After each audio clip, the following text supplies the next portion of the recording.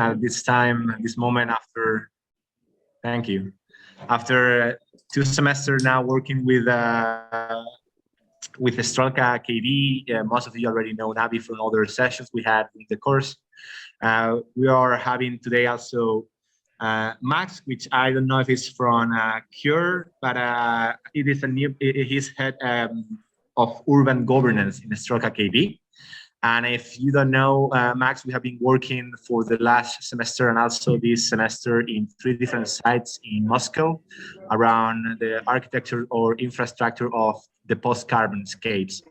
So we're working with 3 different sites of industrial sites. One is the GES 1 near STRELKA KB. The other is the levels above old brick factory. And the other is the Kievskaya station. They're also in Moscow. So we have one infrastructure of communication, commuting infrastructure. We have one infrastructure of food production. It's also a kind of energy, and we have another energy infrastructure with the GES. So the idea for the projects was to how to rethink about those obsolete spaces, and also how to transform them and to use them to rethink also about housing, or how you can repurpose the use of these old sites for new kind of typologies around housing, thinking about different layers of complexity within the housing blocks, which is the typological layer, the energy layer, the material layer, not the socioeconomic one. So we have been doing this for the last 4 months. Nabi was with us in a couple of more sessions for an introduction and also to do like a midterm review.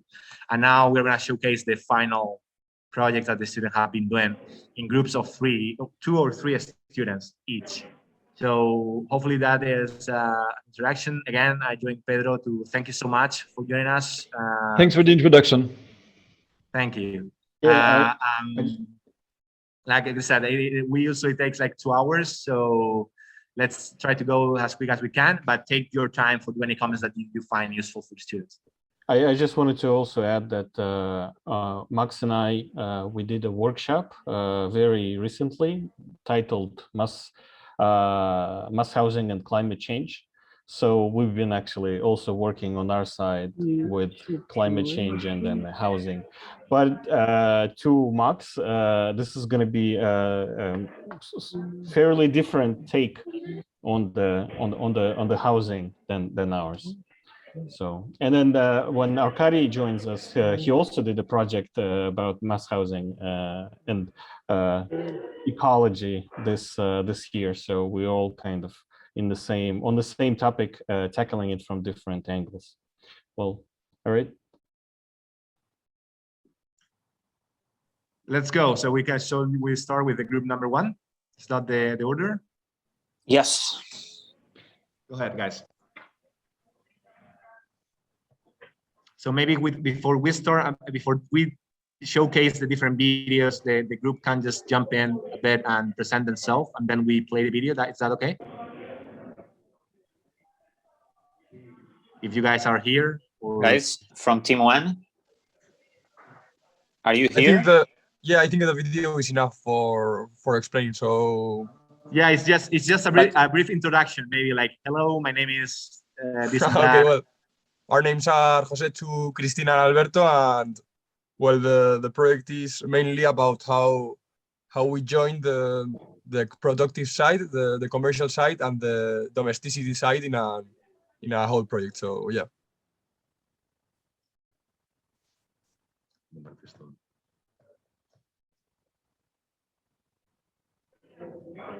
The location of the project is the former Molodtsov bread factory number 9.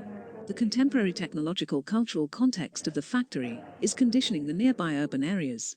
The industrial area is being transformed into a functional avant-garde sector that is causing revaluations and changes of use to the adjacent residential areas, and consequently, peripheral gentrification.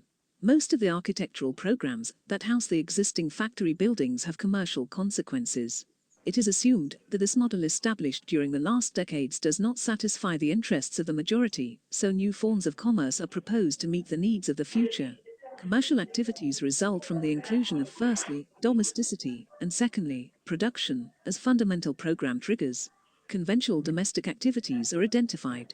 Some of the former remain strictly domestic activities in contrast to others, which are posited as activities that could generate marketable outputs.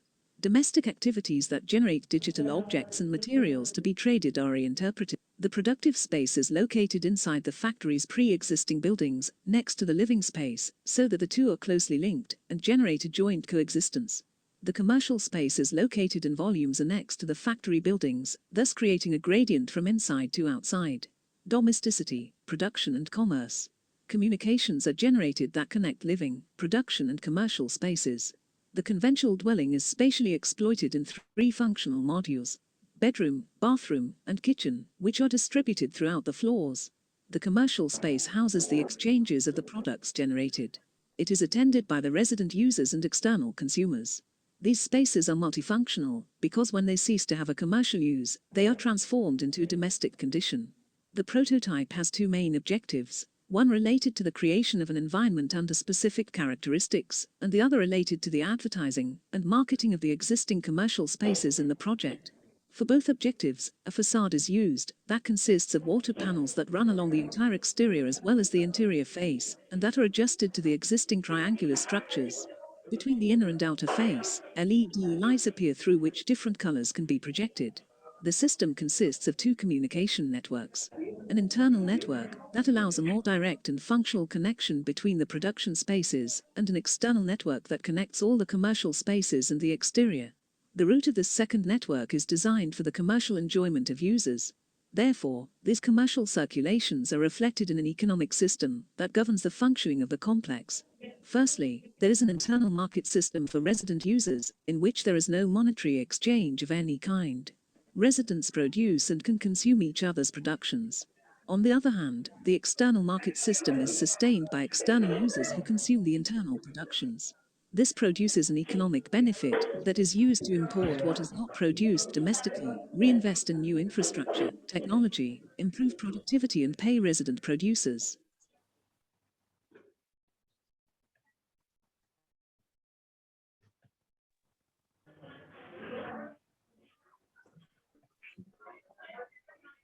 So if you guys want to add something else, guys, from Team 1? Nah, it's fine. It's okay.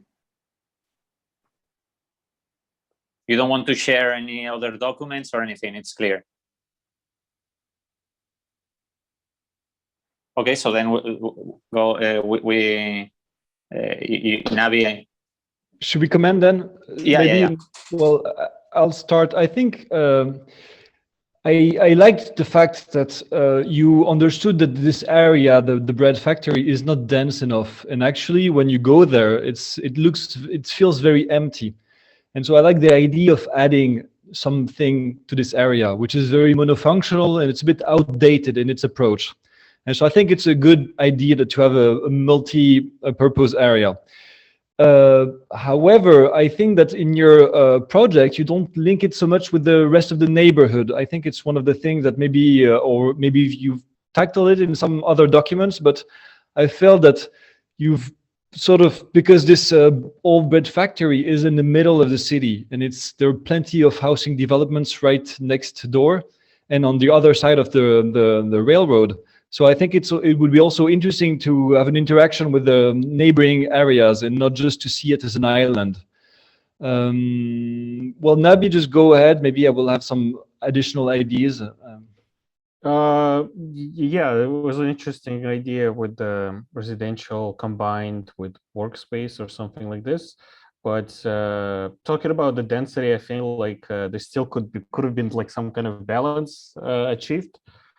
It still seemed that I couldn't necessarily understand the logic by which you chose to position the grids on which you would put your framework where the units were located.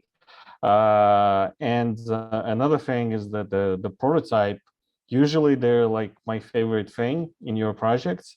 And it seemed like it was an interesting idea for a prototype, but it seemed like it was underdeveloped. I couldn't understand what it actually did, besides you telling me what it did. We just saw like an exploded diagram, but it could have been anything, explode a diagram of any kind of window. So you said that there was water running through it, and then there's light being generated or something like this, but it's almost impossible to deceive, to see that through the imagery that we got. And looking at the larger sort of axis of the whole project, I noticed that they're only located in like 2 or 3 spots. So if you would develop like such an interesting prototype, wouldn't it make more sense to kind of scale it throughout the entire project? And it seemed also like that you have very rigid kind of grid structure, and the prototype was sort of kind of placed on top of that, and there wasn't any connection between them, right? So there's like one logic for the prototype structure and the structure of the grid rigid for the units. So they were not necessarily integrated well, I think. But yeah, that's it for me. Okay, so group number 2, would you like to add anything? It was number 1. Okay, I mean, I guess you also can, if you want, guys, Max and Nabi also for the next one, you can try with some questions, because they are basically zombies right now after all the work they did for yesterday. But again, thank you so much for the comments, and maybe we can go next to the next group, which is group number 2, I think. Yeah. Yeah, thank you very much. Thanks. Okay, so group number 2, would you like to introduce your project? Okay. Hello, my name is Fran. We are a group of 3. We are Olivia, Claire, and me. Our project is a system that fights against rationalist Soviet architecture with a system of co-living and industrial, like living and industrial and cultive program. And yeah, the video is plenty better, but I don't know if you have something to add, Olivia or Claire. No, thank you very much. Okay, guys, we're gonna share the screen while we are muted ourselves. I don't know if it's gonna sound. So let us know if you don't hear anything. Okay. Cool.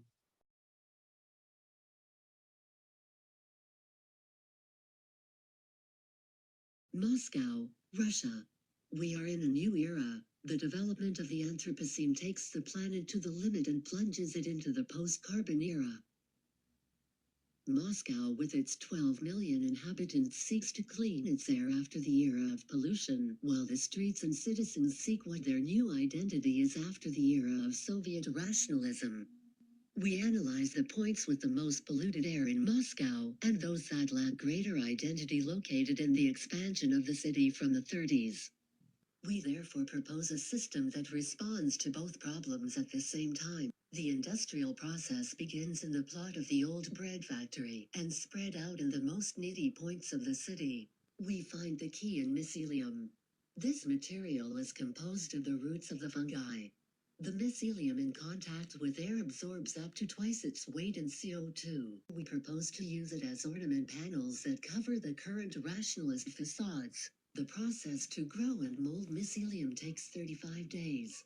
The substrate for the mycelium is harvested in the tubes. Mycelium is collected and separated. It is stored for densification, and within 5 days molded and pressed. A oxy-fueled furnace bakes the mycelium. The residual heat from the oven acts as district heating. The waste of residents serves as a base for new mycelium substrate. The ornament panels are attached to facades. The mycelium ornaments are attached to a frame, creating a panel. The material maintains within its original state up to 5 years. As they break down due to weather and climate conditions, their waste is collected again and reintroduced into the factory system. The intervention serves as orientation points throughout the city, creating a network that attracts attention by its conceptual context and visual appeal. In its formalization, industry merges with domesticity to create a series of symbiosis and mutual advantages. The tower offers versatile mixed use for the different rings and levels within each ring. If a ring's residential use is mixed with the harvesting of mycelium, the residents bear responsibility for their care. For example, the rent or the restaurant bills can be paid with mycelium collection hours. Inhabitants can carry out their daily activities among the plantations that surround them, constantly causing a positive psychological effect. We intend to multiply the biodiversity of the urban ecology by focusing on the extractivism generated by the tower. In order to increase space dedicated to nature on the ground floor and give back into the unpredictable and spontaneous of nature, all to counteract it and balance the system again. The height of the tower therefore speaks of our respect for the terrain and a desire to keep it alive and permeable.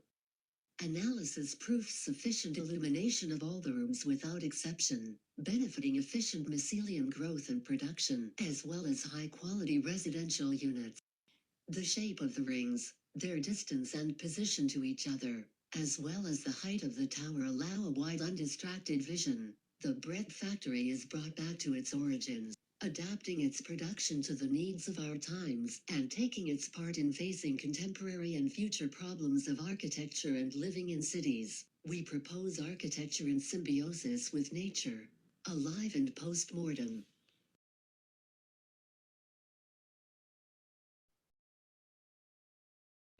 Can we start commenting, or do you guys want to add anything? It's okay. Okay, I think this is probably one of the more developed projects, the ones that I personally saw in like a couple of semesters, maybe even like including the last year. I like the kind of a microclimate analysis and then the solar analysis and all kinds of analysis, and it seems like your geometry also responds to the site, right? So you're not necessarily like creating a grid that is not based on the surroundings and then just occupying it. I like that you're sort of playing with the tower and that just kind of continued with that. I think what you could add there is you sort of already tried to explain what the mycelium kind of the process of it being created. But I think what would be useful for this project is to kind of create a diagram that shows the stages of the process of creation of the mycelium as a material, right? So like there would be phase 1, phase 2, phase 3, or whatever, as a diagram, right? So this happens in this phase, this and second, and blah, blah, blah, in general, right? Not necessarily in your location, just in general. But then you take this and then you spatialize it on your site. So you're saying that this first phase of the creation happens in this area, right? Or this typology of the space. The second phase happens here, and then the third one here, and so on. So you kind of take the process of the creation of the mycelium. At the same time, you're educating the public about how you create it, how you create this material, because not necessarily many people know that it exists and what you can actually do with it. And then you translate it into your architecture, right? So you're kind of combining the two things.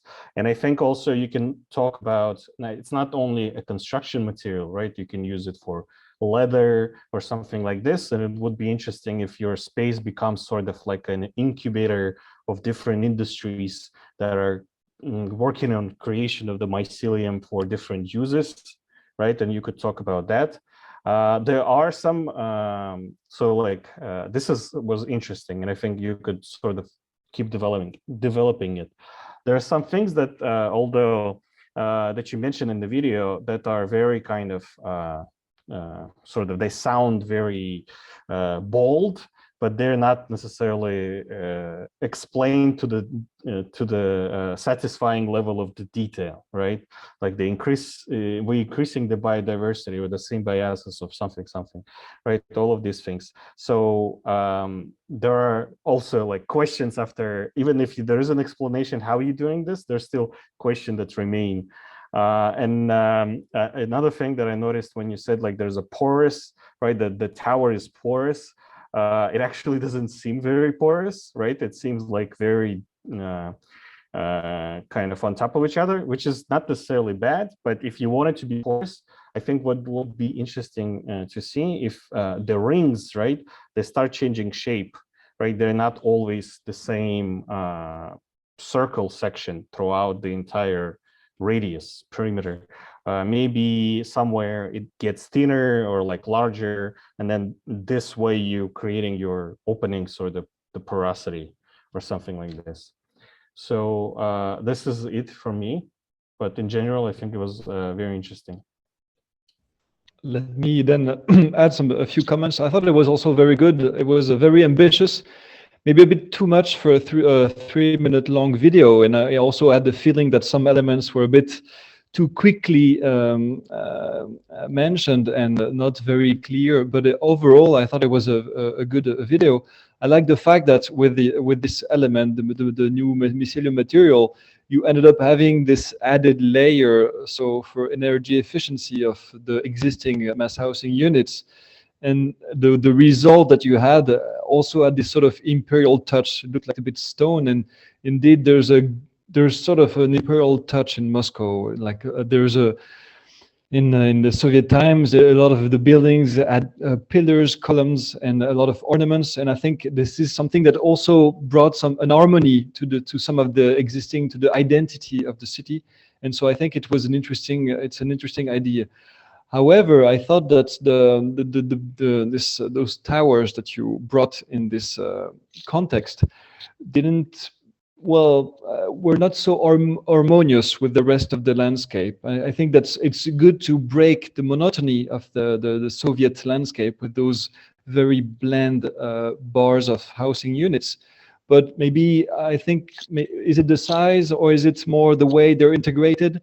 I thought they were a bit like just plugged in the cityscape, and maybe there could have been a way to make it more, I don't know, less radical, or saving all the ecological benefits, of course.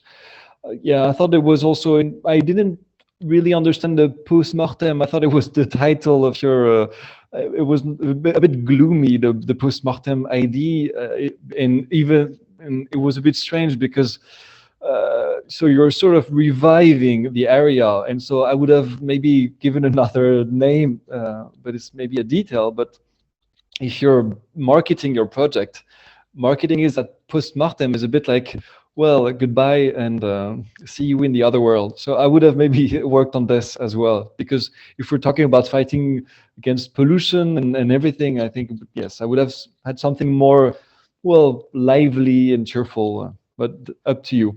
And last but not least, I thought it was, well, I should have started with this comment. I like your ambition of tackling at the same time the monotony and sort of the blandness of the Soviet city and the pollution, and this is also some of the things we've been working on, trying to look at how in different climate zones we could find some vernacular solutions to bring in some diversity. And I think it was a good way to tackle. Well, I think it was ambitious and it was successful to tackle those two very different stakes at the same time. That's all for me.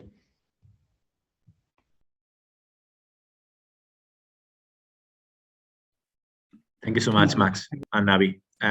Guys, do you want to comment anything around those comments or not?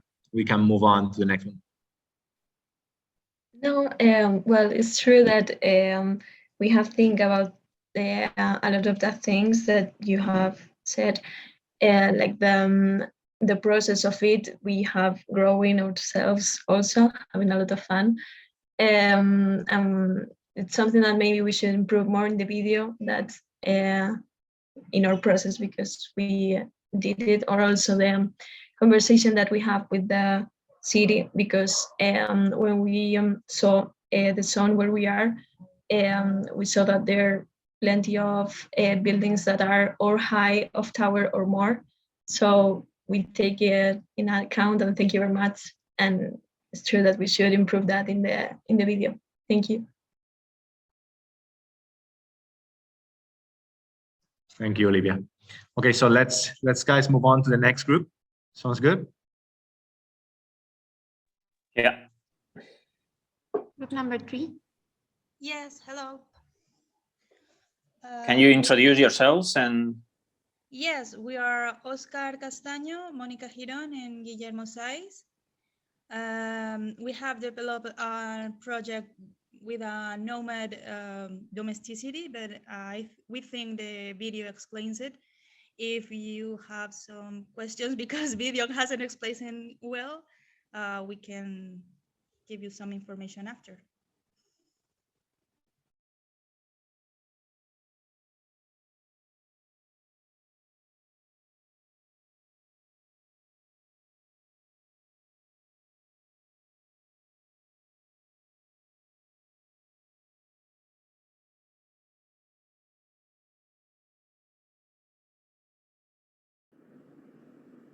The Russian food industry was one of the industries that underwent the greatest evolution in the 20th century due to the challenges posed by the upheavals of the war. Today, the challenges are different. We live in a frenetic, instantaneous society in which work and home, sports and leisure, or transport and advertising are mixed, among other examples. For this reason, the need arises to respond to new domestic typologies in an immediate future that must go through the 15-minute city. All this linked to a process of industrialization has as a result unearthing of industry.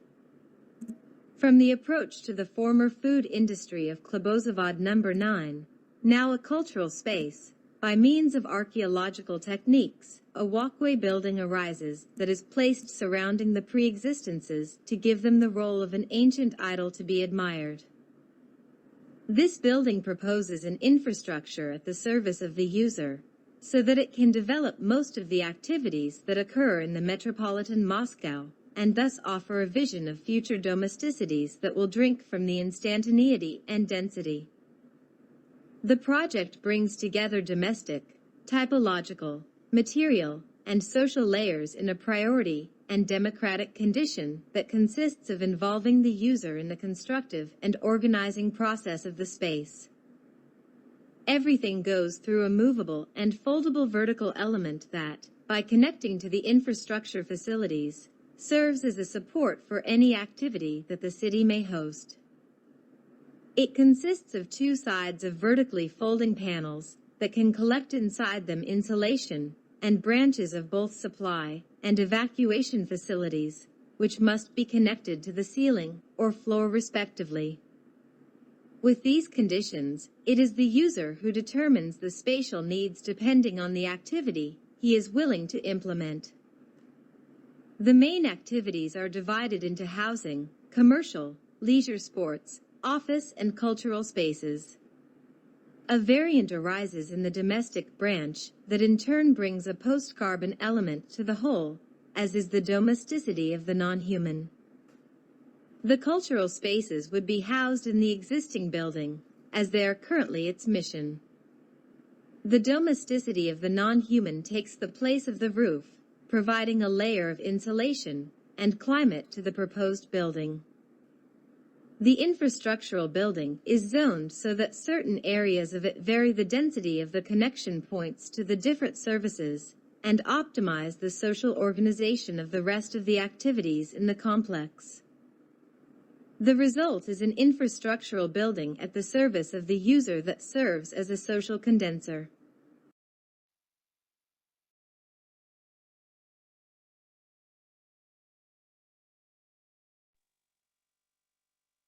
do you guys want to add something to the video? No, we hope the comments first. All right. Arkadiy has joined us. Maybe he has something to say, or Max, if you want to start. Sure, if Arkadiy doesn't start, I will. Well, I was a bit surprised by this sort of, well, I liked in your introduction this context of the evolution of the food industry in Russia and this move towards an instantaneity and sort of like a, well, but I think this idea was not so much developed, and in reality, actually one of the big changes that we see in Russia for the past 10 years is that with the since the Crimean affair, they're in all the sanctions on food production. Actually, Russia has become again a producer of food, and in the early 2000s, Russia imported a lot of food from Europe, and then after 2014, it started growing a lot of food, and so I think I would have had a different approach to your project, because I think now a big thing at stake in Russia is to produce their own cheese, to produce their own bread, to produce everything themselves. And so I think there would have been an opportunity. Well, maybe you're talking about a very far future, but in a near future, I think the context is more about producing. And so I think this idea of looking at the past in this cultural edifice, I think, is maybe not still something that we can think about. It's maybe only in 30 or 50 years time.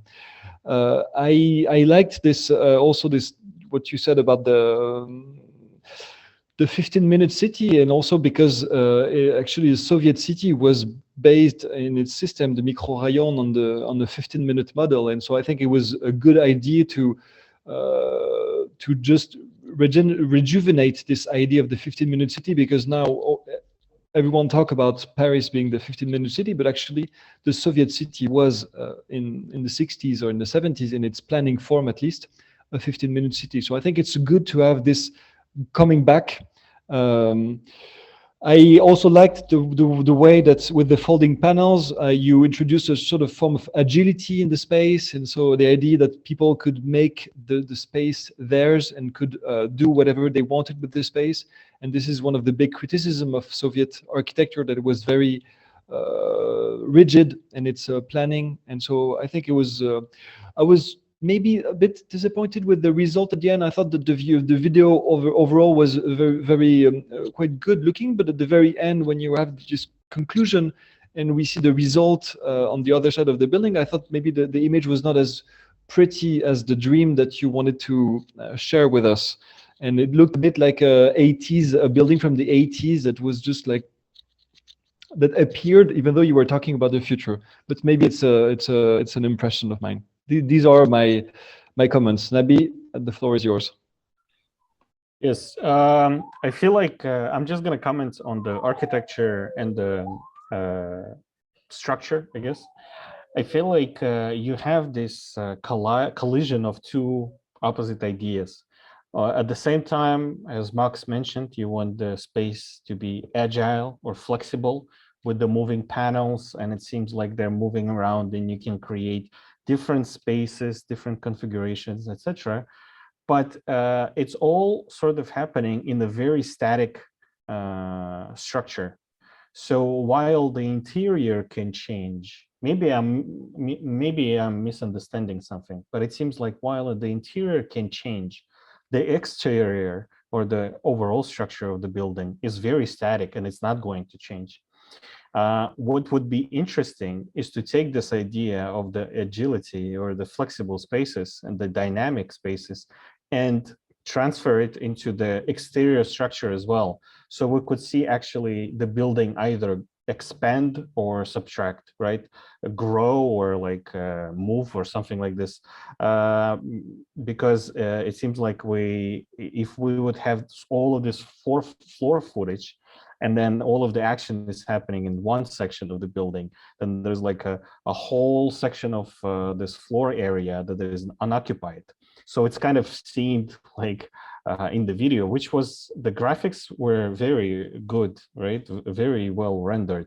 But the atmosphere of like the emptiness, I feel like can actually transfer in a building like this. And it also was also made me smile when I saw the bathroom, right, with the sink and the toilet or something, and then there's like the wall that flies away. So it was interesting, you know, I would be like in the bathroom and then part of my bathroom just flies away or something. It's like in a Japanese prank show.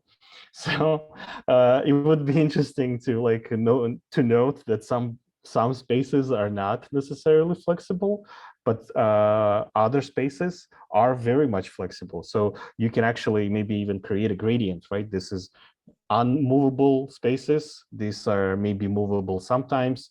And the third section is like moving all the time, you know, depending on the time of the day. We have different like amphitheaters or like libraries or something like this, depending on what we want. So that's sort of interesting.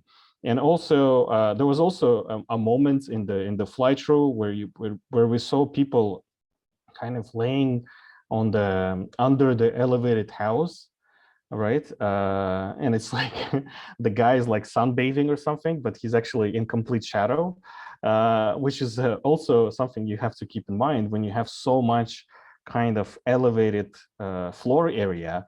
You kind of creating this other type of space on the ground level, which at night might not be very welcoming, you know. So to kind of tackle that, you have to also animate that space, you know, what happens there. Because if you do not assign anything to it, then all kinds of other activities will take place there, right? So I feel like to sum up, the idea of the flexibility could have been transferred into the outside, and then the whole building would be flexible. And if that is kind of developed, then the site really does not matter, right? It could be deployed anywhere where a certain amount of housing is needed or something like that. But right now you cannot do that because you anchored yourself into the site with a very strict structure. And it also reminded me of some of the mad buildings from the middle of the past century, right? With the elevated. Also, another thing is like I didn't understand why they all elevated. It's not like there's a threat of flooding or something. You know, like, so what was the reasoning behind elevating all of it? You know, if it would have been in a flood zone, maybe you could have made a case that some of it would be flooded, and then we're preparing from the get-go. Oh, and the last thing, I think that not all of this kind of building, right, the mad building that you have, all of these bars have to be interior, right? They can be sometimes open spaces or like semi-open spaces. Some of them can be gardens or just like platforms. So like, what is this? High lines or something like this, right? You can play around with the different types of sections on that elevated platform. Okay, that's it from me. Okay, thank you so much, Nabi. Anyone from the group want to mention something? Yes, we wanted to reply something about the funny thing about the sinks and everything. No, they are not moving with the panels. We try panels to be anchored to the floor plan, and they are static when they have sinks on it. But sinks and other elements can be unmounting. I don't know is a word, but unmounting of the panel. The desmontar, como se dice. And other thing about the floor plan, the ground floor, we wanted to be public floor. So, and we wanted to respect the pre-existences, the existing buildings, and they are not in the render, but yes, we have it on the floor plans and everything, and that's it. Okay, thank you very much. Should we continue to the group number 5? Yes. Yes. Hello. We are group of 3. We are John, Christina, and Carmen. And I think that we're gonna watch the video first. And if you have any questions, just let us know. Imagine a world in which a form of transportation and traveling is revolutionized to a more sustainable and environmentally friendly one. A world in which we all look out for the protection of the planet without climate crimes or Anthropocene denialists. A world in which riders enjoy all their rights and good working conditions under the current capitalist system. We do. And this is how Terminal 5 was born. Terminal 5 is a prototype designed for the neuralgic centers of the cities of the post-carbon era. The train stations. It could appear in all the cities of Europe and Asia, generating this new domesticity network focused on social, transport, consumerism and productive change. It is the perfect symbiosis between a logistics center, an hotel and a reinsertion center for climate criminals. Therefore, the project, based on the automatic parking systems, is mainly composed of a modular structure for stacking housing modules, designed as capsules that can not only be freely configured on these shelves, but also form the trains themselves that will arrive and depart from the station.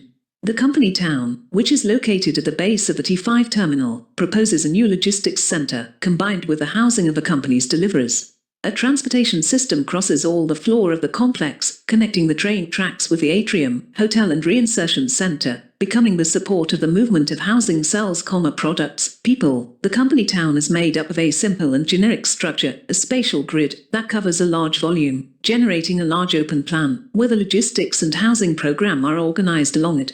The company town's domesticity consists of a ground floor for productive uses, such as cooking, training, library with immediate access from your workplace. Upstairs, 3 floors of houses, facing south and with a patio, which also provides light and ventilation and space for exchange with the neighbors. The Shelf 1 is a reinsertion center for criminals and climate deniers that works around a mobile cell to travel the world and face, without the help of technology, natural disasters and extreme climates around the world.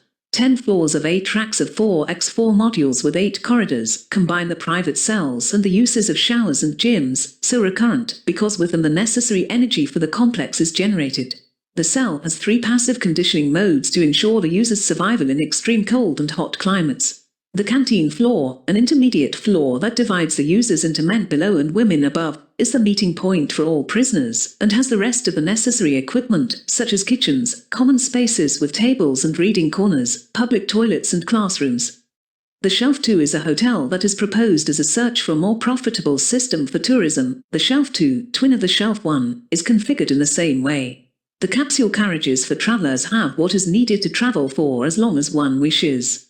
There are different types of carriages depending on the traveler's needs. From 3 overlapping carriages for larger groups to a single carriage for 1 or 2 persons. On each shelf and level there are public facilities that meet the primary needs that some capsules do not have, such as kitchens, bathrooms and study areas, creating dynamic shared spaces for users.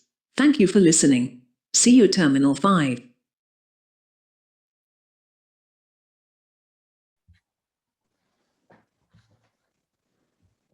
Do you guys want to add something to the video? I don't know, John, do you want to? No, it's okay. Okay. Well, I think that maybe we should say that this project started with the investigations we did at the beginning of the course.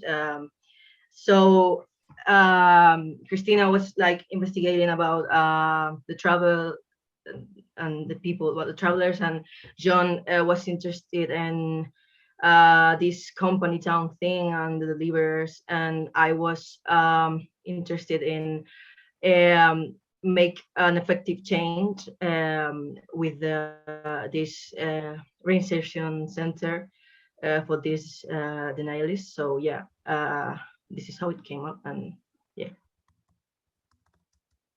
Like my main question when I started the project was, why would I want to live in a station? So I started investigating about the travelers and how we could use the station to stay for a period of time, not just like a long time, just a short time because you are traveling.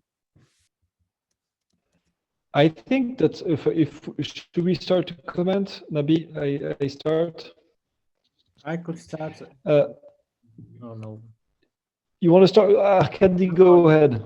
It's okay. It's okay. I'm late and I've been distracted. So I'm sorry, guys. You better say. Anyway, getting back to what I was about to say, I thought it was interesting the sort of density approach of having like we need to the world is becoming urban and we need to use as little space as possible, and so having more people using public transport and living on top of the stations, I think is an idea with potential. However, I thought that maybe the approach to the post-carbon city was a bit limited in the fact that you don't sort of, there's no approach to how it's just like, it's dense. So it's, in a way, it's the post-carbon city, but I didn't really understand the link to the carbon, to the pollution, and to the environment. I thought it was very mineral, very just building no green space, nothing at all. And so, is it really livable? Is it something that we want to look forward to, even though there is a social dimension with this prisoners and all those public spaces and all this very this topology of private and public spaces. But I think maybe, and even though there was this social element, I thought that the ecological element was maybe lacking in this.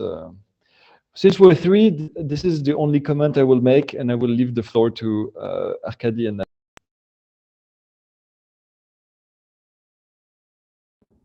So thank you for the presentation.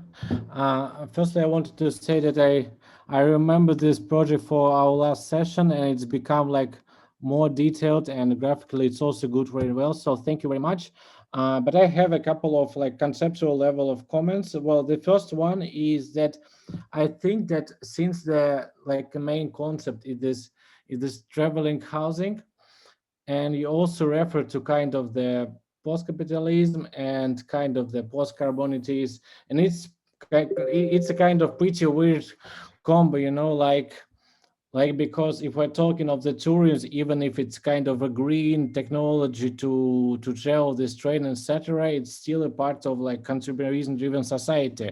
So that's kind of challenge which is very visible and could be also considered during the project. For instance, if you are talking about the post-carbon, you could try to focus or to think about how this travel works as a post-carbon. I mean, how you could mitigate the potential negative impact related to the traveling, to the energy consumption of the trains or post-trains or something like this. So I guess this is kind of my main comment here.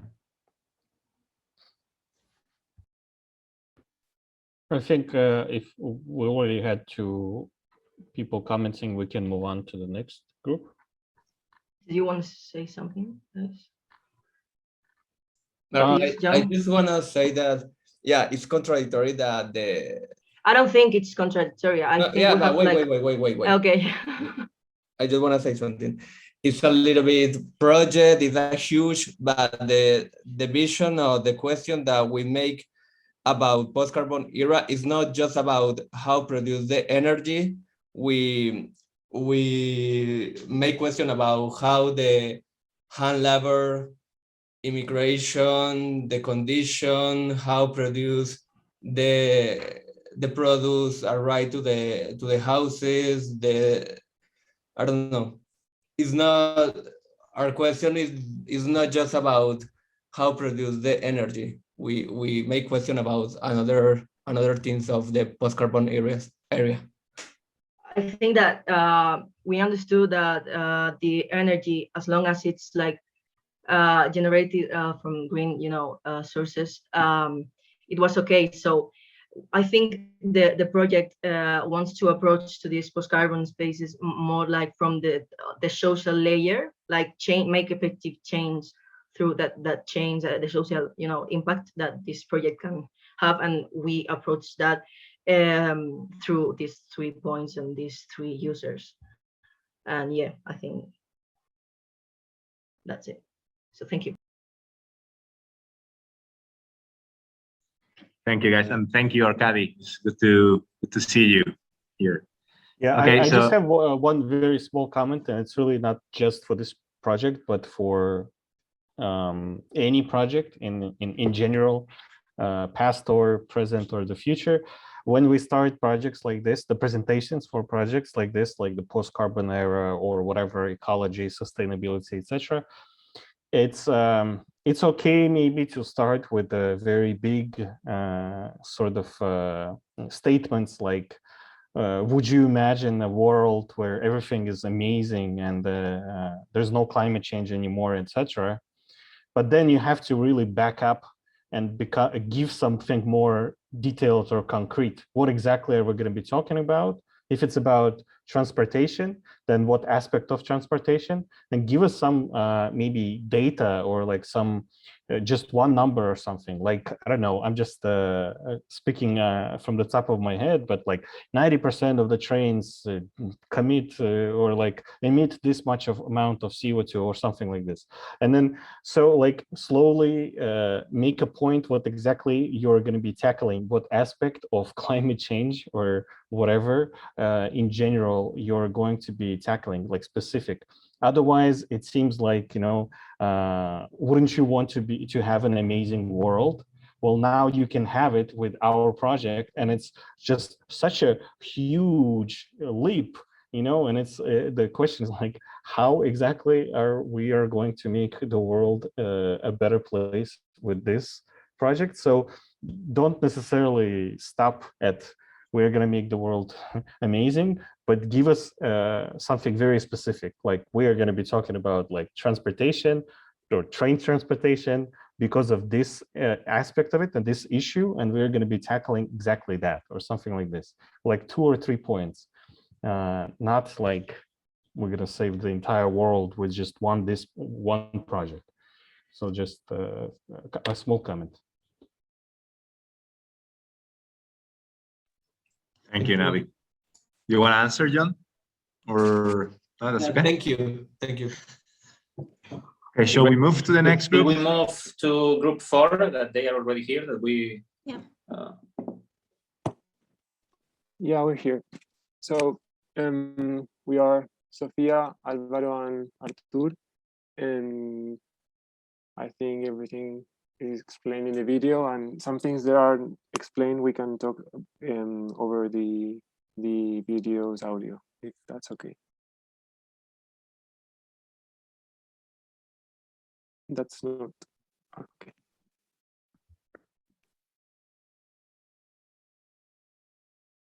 Vladimir 168 hours.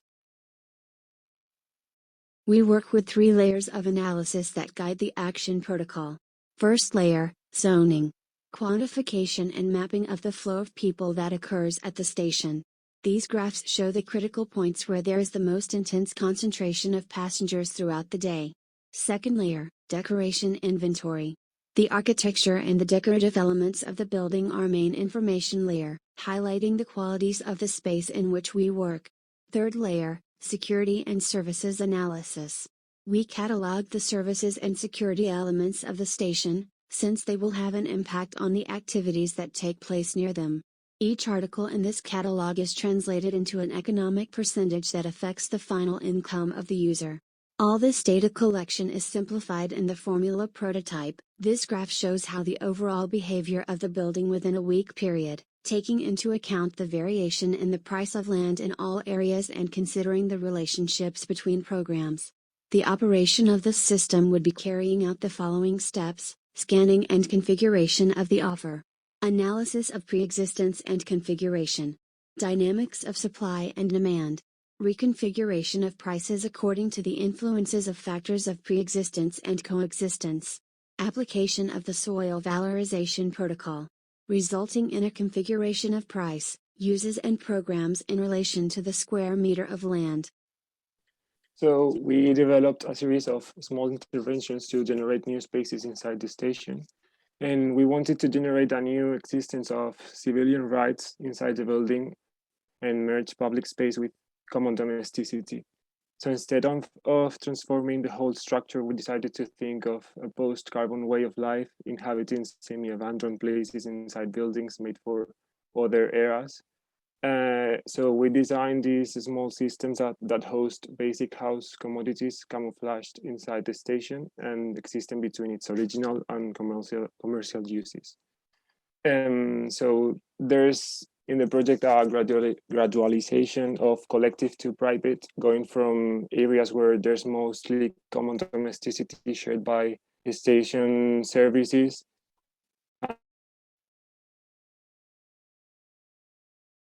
There is more like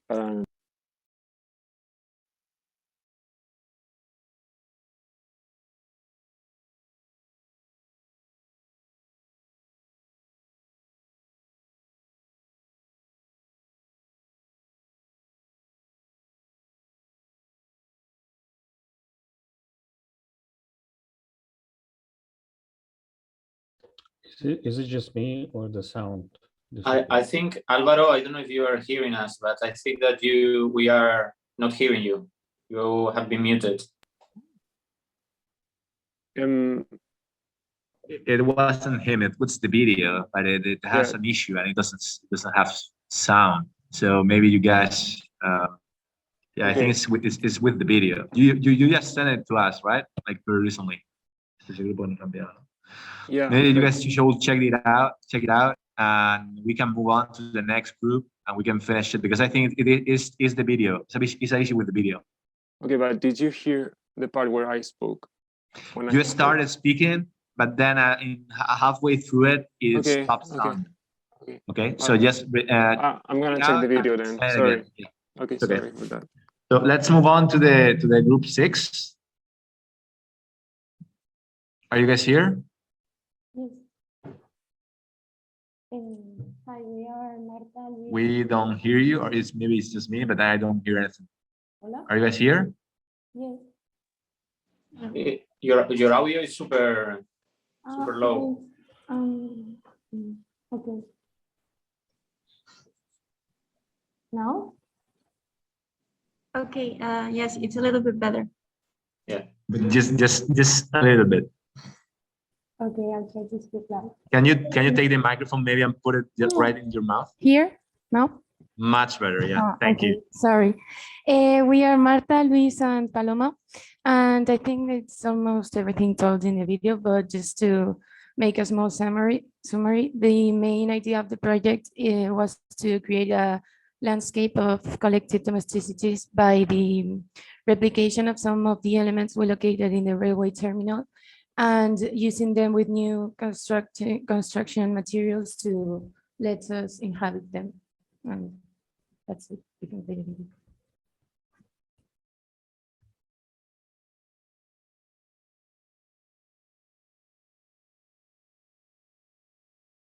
Our project is located in the Kievsky station in Moscow. The objective of the project is to introduce new domestic typologies within the facilities of the station, taking at all times into consideration the current pre-existence. At first, an analysis of the station was made, observing and cataloging the different elements apparent in it, which make it preserve that neoclassical aesthetic that gives it the identity and presence that it has today. A catalog was made with the elements considered most representative, taking into account their structural importance, position in the station, aesthetics and possible reproduction, resulting in a series of orders among the elements that would later serve us to design the possible combinations.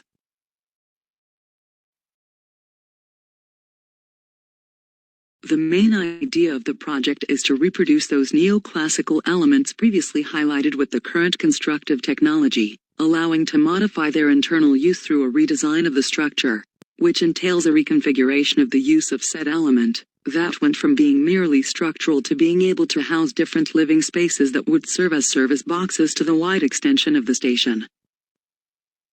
We focus on the area surrounding the U-shaped train tracks, specifically the northwest-facing side aisle. We decided to keep part of the facades that make up the space of the nave doing emptying in its interior that would later be repopulated with the domesticities. In a first situation we find the triple arches, where the support pillars were reconfigured to house the wet cores and the rest areas, combining with the reproduced facades to contain the kitchens. The upper part of the arches to present an irregularity is decided to enhance that topography, generating pleasant areas and cover for the inhabitants. In a second situation, it is proposed to exploit the possibilities of neoclassical columns, a series of vertical nuclei where they would be optimized wet spaces like kitchens or toilets, introduced in those pillars, resulting in an open space where people can manufacture domesticities at will through actions or furniture. In a third option, there is a more open space, where green areas appear like a square with a central courtyard, formed by the combination of two vaults on a different scale, one enveloping the other, and zones of damp and resting nuclei appear surrounding the vaults. As for the design of the roof, it was intended to look for an ephemeral and light structure to accentuate the massive effect of the neoclassical replicas placed in the station. To continue with the speech of the replica was inspired by a ribbed vault, where a textile canvas is tensioned through a metal structure composed of parabolas and downspouts tensioned by anchors to the reproduced pillars that get that double curvature. The meeting point between the vault and the pillar is resolved through anchors that hold the substructure and the textile directing rainwater to the downspouts that go inside the pillars. The anchorages are anchored to walls of gabions manufactured with the debris of the pre-existence of the station. Is proposed that they provide the necessary mass to maintain the required tension. In conclusion, this project seeks to innovate in the domesticity currently conceived based on collective domesticity as an engine of this architecture.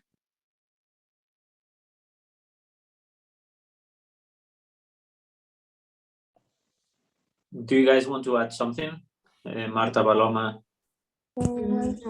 Sorry, just there have been some issues in the video and there are some images that should have moved and they haven't moved.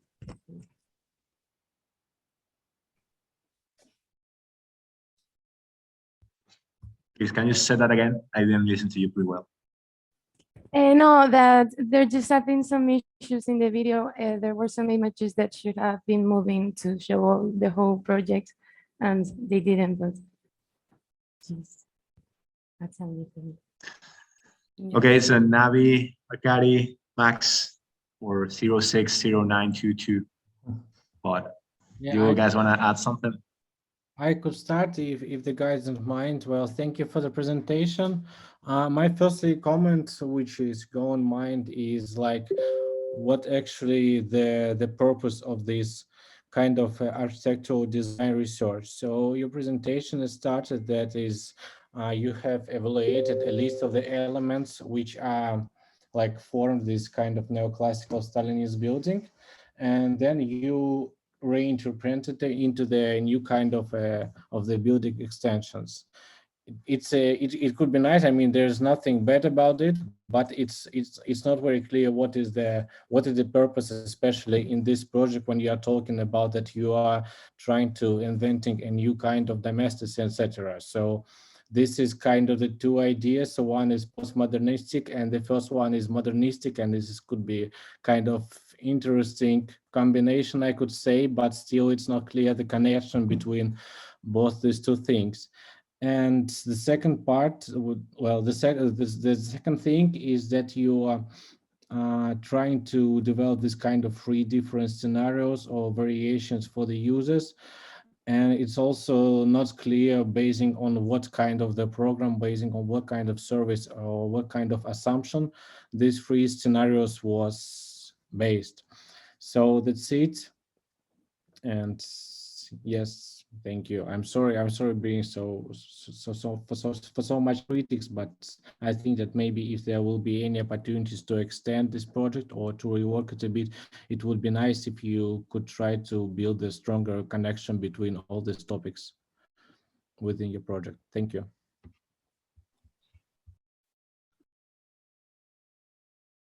Thank you. Nabi, do you want to go ahead or is it me? Yeah, you can go ahead. Okay. I'm discovering, whereas Arkadiy and Nabi might have seen those projects evolve throughout time, I'm discovering them for the first time. So my approach might be a bit different, but also complementary to my colleagues. I like the starting point with sort of having this typology of the elements and the materials of the railway station, which is a sort of a monument in Moscow. And I think it was an interesting idea to start with this to see how it could be reproduced, even though the neoclassical model is a bit maybe too much. And we've seen many examples in recent architecture in Moscow that are not very convincing. But anyway, I thought it was a good starting point. I think I didn't understand so much the overall philosophy of the sort of landscape domesticity in your project. I thought it was not very clear, as Arkadiy said. Also thought that some of whereas you focus a lot on this context of the architecture of the building, on the other end, you propose this ephemeral ceiling, which is very light. I don't know if you've pictured the weather in Moscow, but I don't think that you can have a sort of a very light rooftop. I think it's also, it doesn't suit to the context. And so I think there was a bit of a contrast between this looking at the context, but not looking at the overall climatic context of the area. And this is something I said for another project. I also didn't really understand, but maybe this is the overall theme for the works that you're doing, the post-carbon city. I didn't really understand the post-carbon dimension, the sense that I had the feeling that you were sort of using the station for domestic uses, whereas in the project, in the previous project, where housing was added on top of the station because the station was sort of a hub for life. Here it seemed that the station was turned into houses, but I have the intuition that the post-carbon city also saves the stations and not turns them into something else. But this is, this is all for me. Nabi, the mic is yours. Just a few comments, very small ones, about the roof structure. The prototype, the idea of harvesting rainwater is interesting, but also you have to keep in mind that in Moscow, you have a lot of snow in the winter. How does the same structure deal with the snowfall? Does it deal with the snowfall, or it has to have like another layer or something like this? In general, the unit, not the overall structure of the rooftop, but the unit that you showed, it didn't seem like it would handle a lots of snow, right? Or it would kind of accumulate in this in the funnel essentially, and it would just be built up there. And as snow being collected, it could just collapse. On the rooftop, as a general overall structure, it seems like you didn't necessarily think about how the structure connects to the roof, because there was a section where it was clearly the model of the rooftop was penetrating the facade of the building, and it was just like hanging out. The piece of the roof was just sticking out of the facade. So you kind of like designed the rooftop and just put it on top of the building. But of course, in the model, you can just, put two geometries inside of each other. So maybe you can rework that. And it seemed like on the first floor plan, it was very like tight. Like it seemed like if two people were walking next to each other, they can just like knock each other like elbows, right? And then there was like, I think there was in the corner, I saw two staircases right next to each other, like two spiral staircases right next to each other, which was interesting. It's like, well, I don't know. It's like one staircase goes up, the other one goes down, or how does it work? Like it seemed like there was a lot of all of these volumes were like placed very closely to each other. So maybe just you can look at that. But yeah, this is it for me. Thank you. Okay, thank you. Thanks. Thank you. Okay, guys, thank you so much. So shall we move on to the next one? Is group 4 already? No, it will be right now group 7. Okay, so let's move with the number 7. Are you guys here? Yes, we are. Go ahead, introduce yourself and let's go. Okay, so we are a group of 2. We are Beatriz and Alejandro, and our project is based on occupying the station, and we work with the shared domesticity. And well, I think it's everything is explained in the video, so thank you. Good afternoon, we are Group 7. Our work plot is Kiev Station.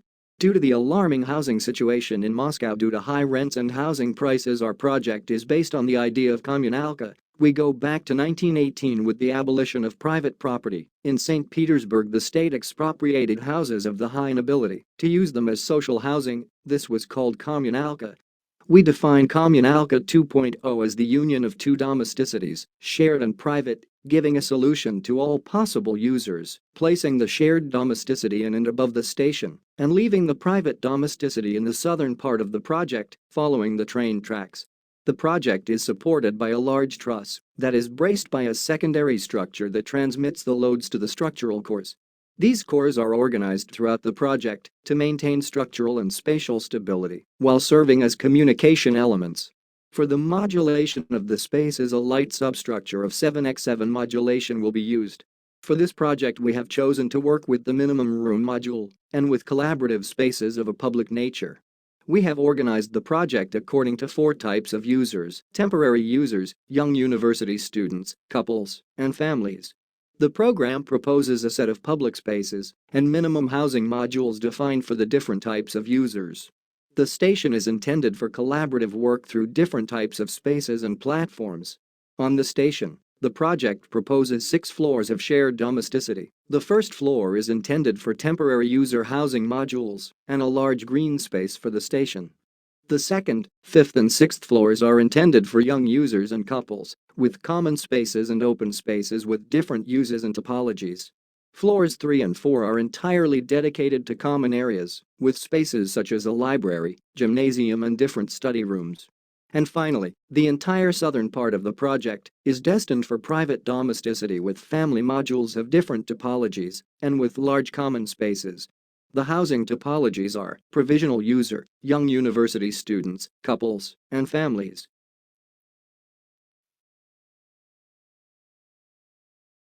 The project proposes to reduce the carbon footprint by creating affordable housing close to the economic centers of the city, reducing transport pollution for the potential users of Kommunalka 2.0. Thank you.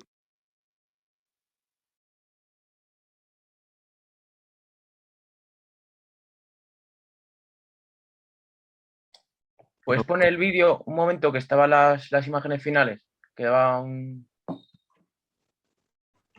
What? Do you want us to leave the video in the final images? Like leave it there? Okay.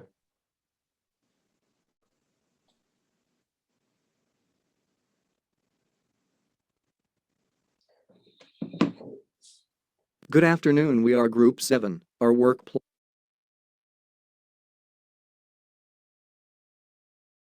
Más atrás, si puedes.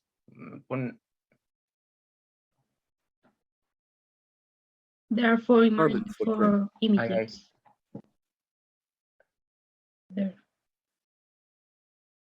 Right, please. A ver, dinos cuándo, ¿vale? Ahí, déjalo ahí. Ahí está. Ahí ¿Aquí? y dale al play. Sí, y al play. Ah, y al play. ¿Con sonido y todo? Sí, sí. Sí, quedan... Reducing transport pollution for the potential users of Kommunalka 2.0. Thank you.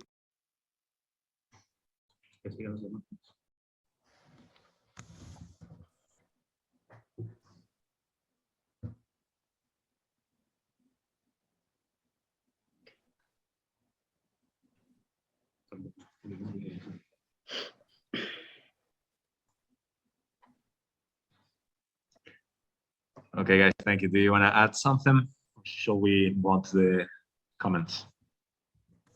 No, thank you. Sorry? Okay, Nabi, Arkadiy, Max, the floor is yours. Yeah, so I don't know if the guys keep silent, I could start. So again, thank you for the presentation. It's also have a kind of a visible upgrade there since the before.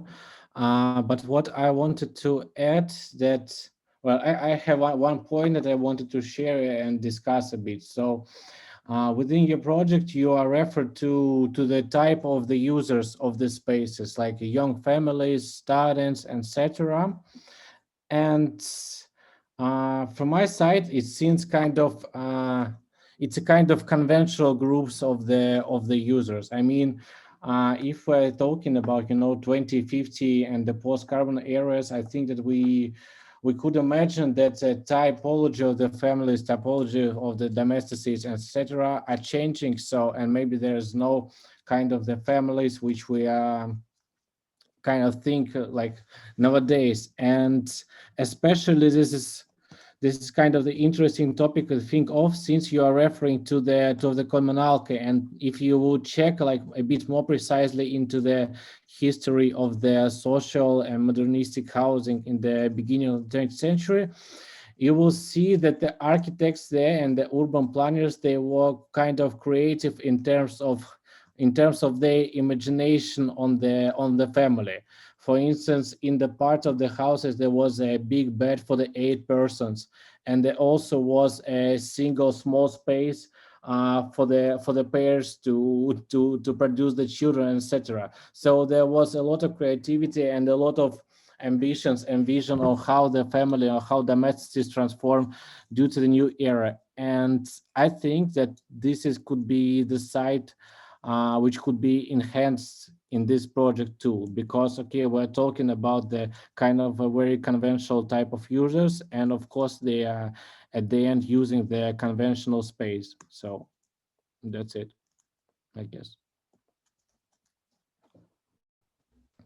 I will follow then. We seem to have set up this sort of tradition of Arkadiy starting, I following, and then Nabi concluding. So let's keep on with this pattern. I thought it was a good video overall, in the sense that it was clear, the approach was well explained in the beginning, and I thought that overall the video was not too dense. You didn't try to bringing too many messages at the same time, and the way that showing how the structure of the additional building on top of the station was built, unfolded. I thought it was very clear and understandable for someone who discovers the project. So I think it was a good video overall. I have the same sort of, well, I agree with what Arkadiy said about the flexibility, and also talking about the communalka. I think it's maybe a concept that if you offered Russians to bringing communalka 2.0, I doubt they would go for it. I think it's a concept that's not very, it doesn't bring up very good memories in Russia, because it's also this sort of idea of being packed together. And some of the modern communalkas, because there's still some in St. Petersburg, are maybe a bit too dense, and so maybe branding. I think the idea is interesting, but branding it. You could have thought of a different thing. But anyway, also, and talking about this, so you have this sort of historic and cultural approach with Communalka 2.0, but in the design of your housing unit on top of the station, there was no work on the facade or on the elements, on the materials. I feel that maybe this was lacking. And so, okay, it's a Communalka 2.0, but it really looked like a very big block. And I think maybe you could have, maybe if you have more time to work on this project, it would be interesting to work on how this overall added massing unit on top of the station is integrated to the cityscape. But it was a good video overall, so congrats. Yeah, just again, very small comments. I think in general, I actually think that if a new concept of Communalka 2.0 would arrive, there is a possibility that it can be kind of accepted in a contemporary Russia, but it has to be completely different from what it used to be, right? It's like, imagine taking something very controversial from your own culture, right? Like, I don't know what it would be in Spain, right? And just putting 2.0 behind it, and then doing the same thing all over again. And just imagine, would it work in your culture? Probably not. And it's the same thing here. You're taking something very controversial, almost do not change it, and then you just put 2.0, and you're just asking for criticism, you know, like just people who don't even care about housing or railway stations are gonna criticize it, you know, just because of the branding, right? So if you're going there, you have to go there very strong. To me, it seems like this project is sort of like a residential development on top of existing sort of architectural iconic building, right? Something that we actually see around the world sometimes. But if we look at it from that lens, right? I'm sort of looking at that project from that lens, then it seems like there should be a more dialogue between the existing building and then the building that you're placing on top of it, because it seems what you've developed, right, in this like a L-shaped floor plan or like a C-shaped floor plan, it could maybe work for a portion of that, right? And then when you're placing something directly on top of the old railway station, it could be something maybe a little bit more in a dialogue with the existing architecture, because even the placement of the cores to me seemed like didn't have anything in common with the structure of the existing building. It just kind of, you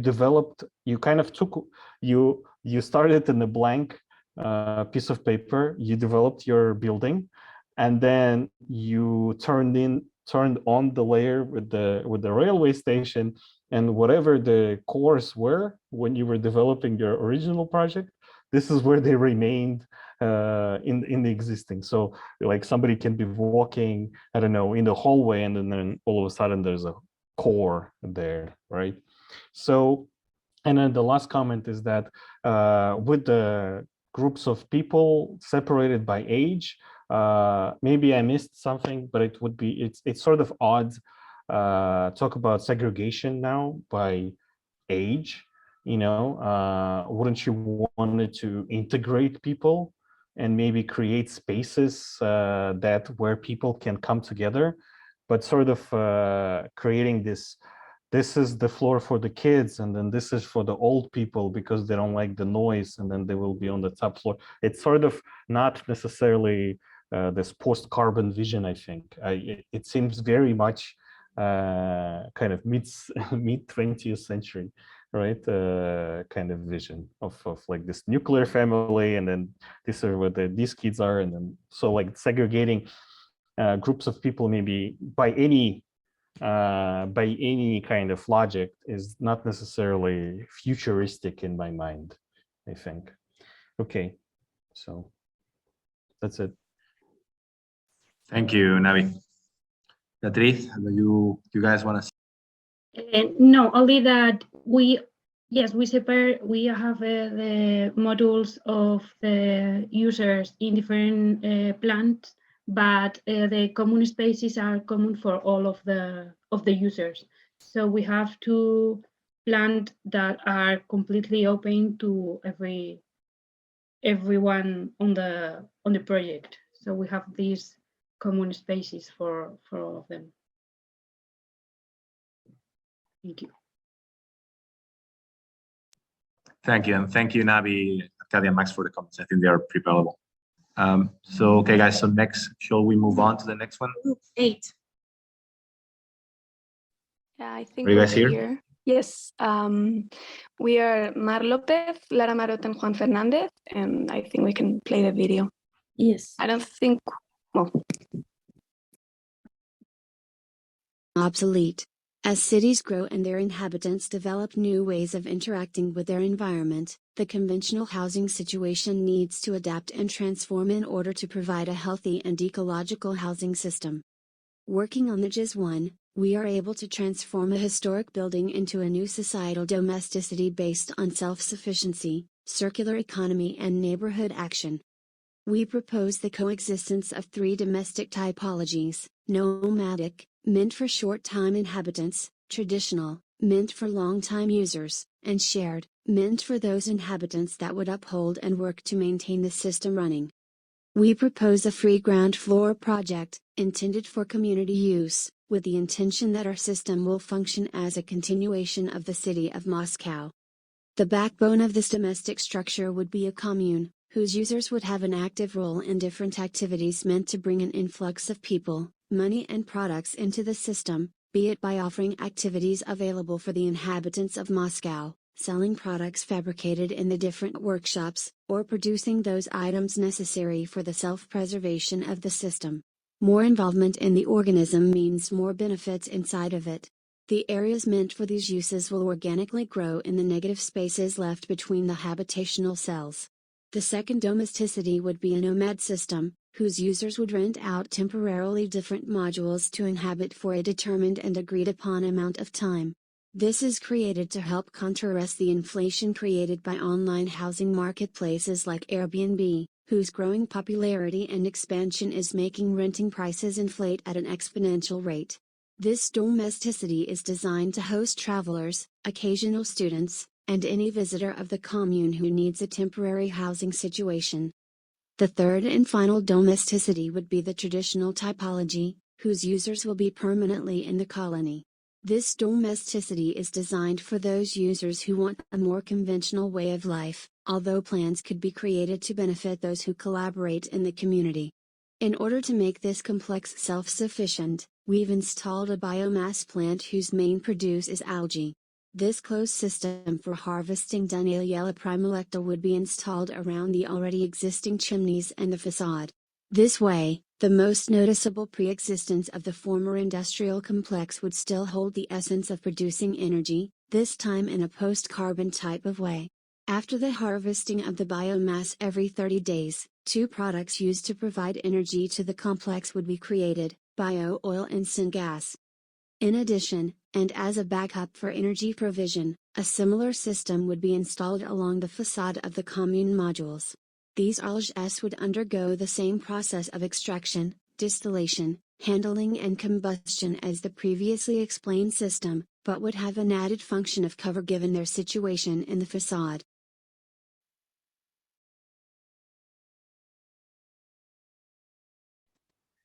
You want to add, guys, something to the video?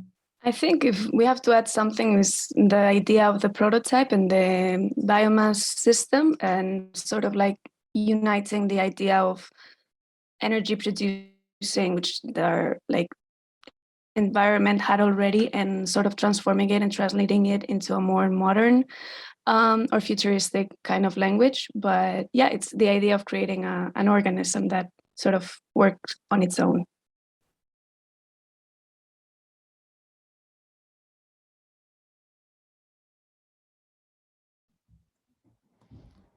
So thank you. I could start as usual. I'm sorry I have some circumstances, so I think that I have to go after this comment.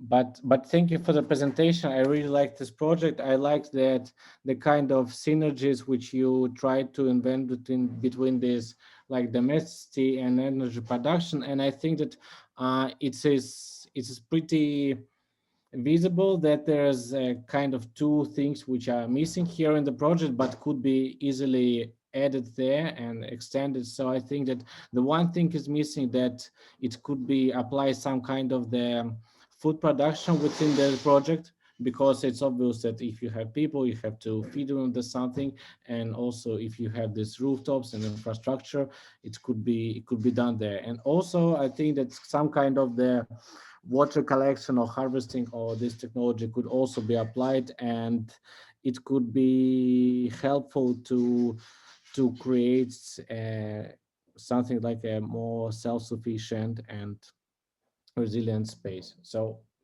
thank you for the project. I have to go. I'm very sorry, but I can continue. Thank you very much. Bye. Thank you so much, Arkadiy, for joining us. I mean, this is the last of this year. Hopefully, we can repeat at some point. But thank you so much for all the meetings. And thank you so much for joining us today. Bye, Arkadiy. Merry Christmas. Bye. Merry Christmas. Thank you. So I'm taking the mic after Arkadiy, and I agree with what he said, and I enjoyed the fact that. I think the overall idea was quite well explained in the video, and I like the fact that with this three types of domesticity and this nomadic and more sedentary type lifestyles, you allow for the future to unfold without knowing what future awaits us. And I think this is a good approach. That I think that this, since we don't know what awaits us, I think it's good to have this sort of diversity. And I think it was clearly explained in your video, and I think it was one of the strong aspects of it. I also like the sort of the way that you picture this old this old power station as a living organism with plants inside it, and so it's like a living entity. I just was a bit surprised that the plants are at the ground floor, with many stairs on top of them, and so with very little access to light. And maybe your ecological approach was good in its philosophy. Maybe in the render it could have been a bit more, usually the plants are either outdoors on the rooftop, but maybe indoor plants at the ground floor. I don't think if it would be very sustainable, but I will let Nabi, our chief ecologist, talk about this more in detail. Well, yes, overall, that's all I wanted to say. Yeah, I'm a fan of your prototypes, just in general. Everybody's prototypes, it's probably my favorite part about the projects, because first of all, and I think this is what makes your projects unique as well, is that you can actually get to build them and experiment with them. But what I always often disappointed with is that we do not see necessarily the integration of these prototypes described well in the project, right? So it was an interesting idea, and I really enjoyed the prototype and the system, but I didn't actually get to see how it works inside of the building and how it will affect the architecture around it. And then sometimes some projects do that, but sometimes it seems like a prototype was developing in a separate room. And then here in this room, we were developing the floor plan. And then the last week we met together and we kind of put them together in the video, right? So I wish more projects would work on integrating the prototype into the design and actually let it inform design further, right? So it can actually kind of shape the facade or shape the rooftop or whatever it is going to be. So this is the case here as well. Like, I feel like you could have described more clearly what exactly you're getting from this prototype in the system, in the building, architectural wise, right? Architecture wise, and the system wise, right? The sustainability wise, what is happening there. And the two types of different diagrams, sets of diagrams, I guess, what you're missing here. But in general, it was a good idea. I feel like you can work on describing it a little bit further, more, and keep developing the prototype. That would be my 2 cents. Thank you. Thank you, Nabi. Okay, so let's move on, guys, to the next one. Number 9. Unless you guys, from the team, you want to add something, but it seems not, so it's okay. You can continue. Sorry. So, well, we are group 9, and we are Alvaro, Patricia, and Sara. And our project is mainly focused on the domestic, social, and relational layers, paying special attention to autosufficiency and mental health, which is said to be the hidden pandemic of our generation. So I guess you can continue with the video. Thank you. Exodus is a project based in the Just One station in Moscow. The arrangement stands on the construction of dwellings taking advantage of the urban space left on the plant. The complex is equipped with several functions given by research in several fields. The different parts of the project are divided into a social, cultural pavilion, 4 towers where nomads domesticity takes part in a mat building complex where the shared domesticity is emplaced. We also find the hydroponic tower and the energy pavilion settling an axis through the whole composition. Regarding the social layer, Exodus is supplemented in the site following an orthogonal diagram, where all the facilities are emplaced. This concept lets us follow an organized communication system. With this idea, the towers are key points that give the accesses to the arrangement of 3,400 square meters. Following the domestic layer, we find the nomad domesticity located in the towers. The indoor spaces change throughout the day thanks to the flexible furniture and sliding partitions. The accommodation is organized over 3 kinds of categories of users: a family with children, 2 people, or a group of students.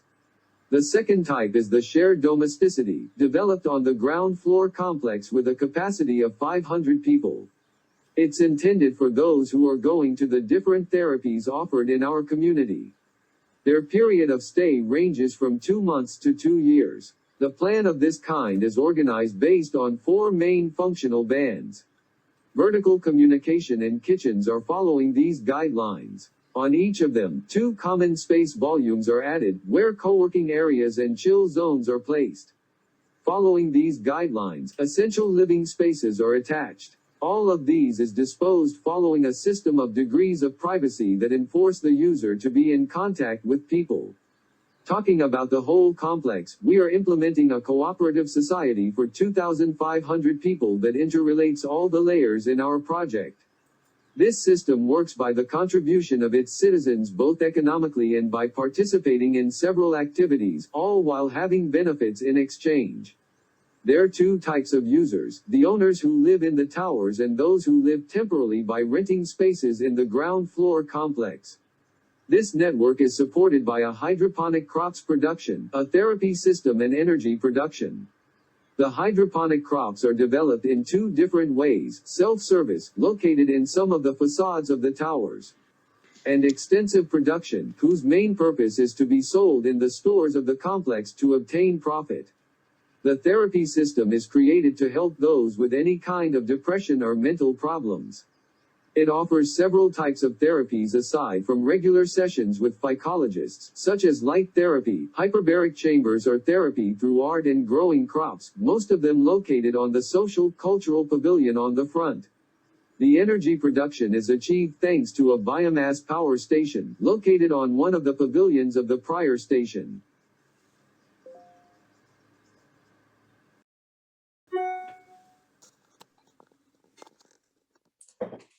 You want to add something to the video? Or show something else or comment anything? No? Nothing. So I will start by commenting. Thanks for the video.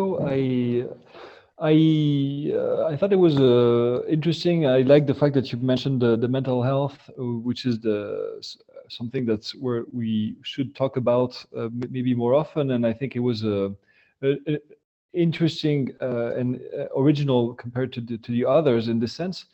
However, and I think I will make the comment that Arkadiy made for another project since he left about the sort of very non-flexible type of users that you planned for. I thought it was not very well. It didn't allow for a lot of diversity. I also didn't really understand the hydroponic function of the tower. I think maybe I thought that there was many different elements, but not very clearly linked together, and so it was not very clear. Also, maybe in the narrative itself of the video, when you explain mental health, you talk about those programs for therapy, but maybe the housing itself and its form should prevent mental health. And it's not just about having doctors and a sort of a therapy group.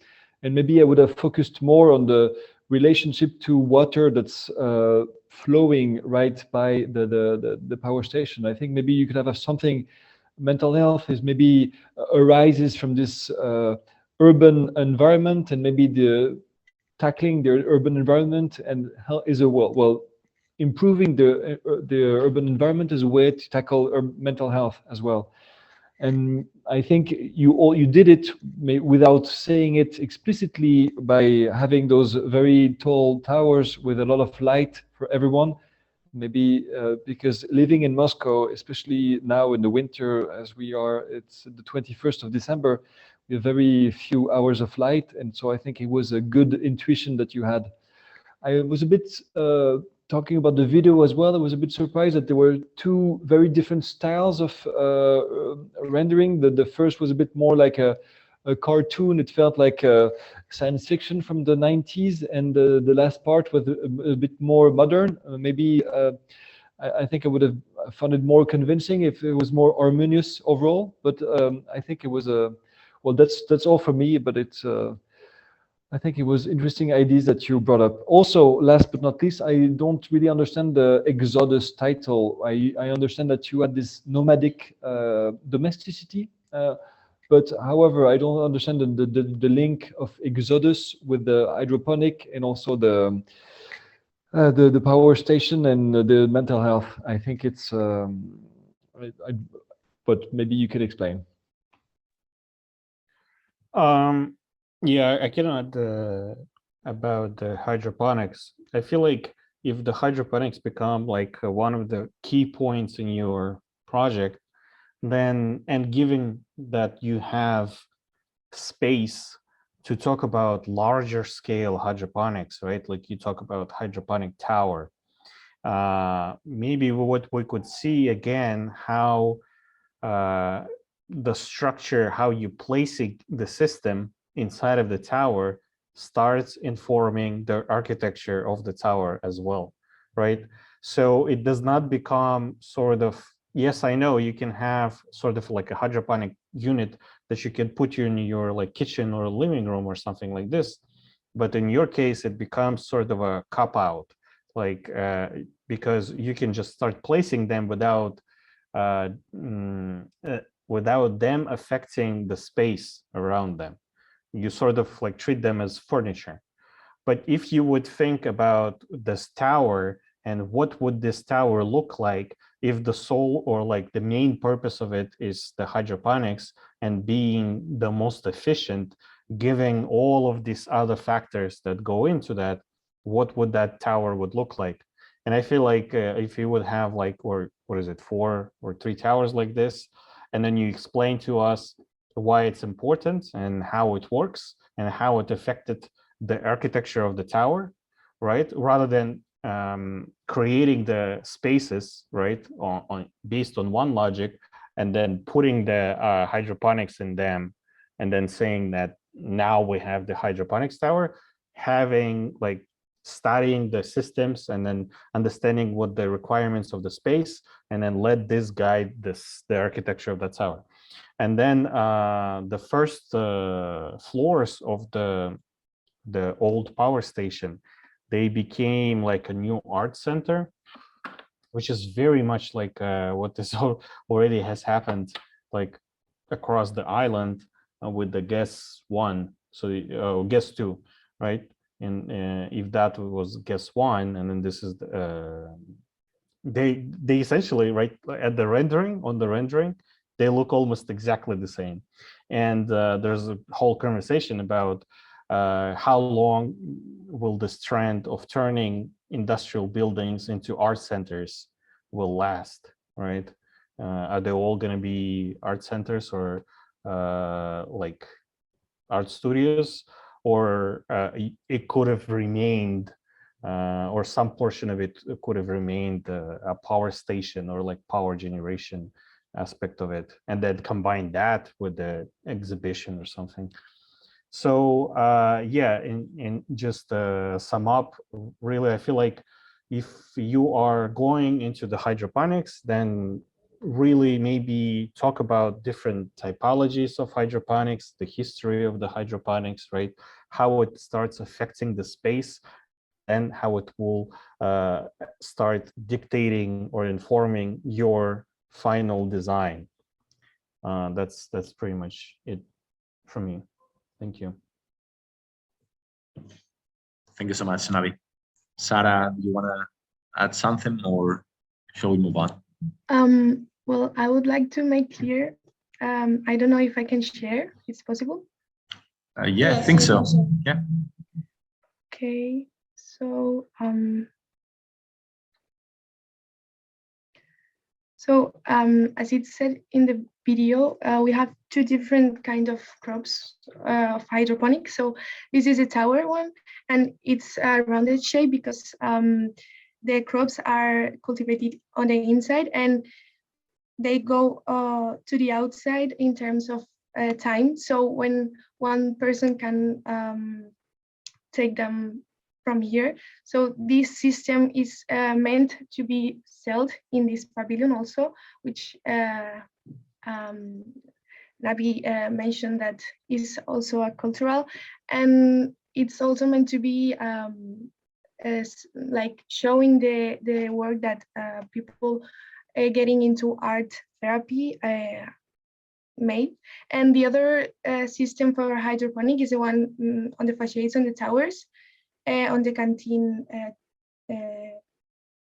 area, and we have it on the facades as you have seen on the different renders. And I don't know if it made it a bit more clear about the architecture and why do we have this, because we wanted for the project to be as much as autosufficient as possible. So this system can make you plant more vegetables in terms of area than cultivating as normal processes. And this one is meant to be for auto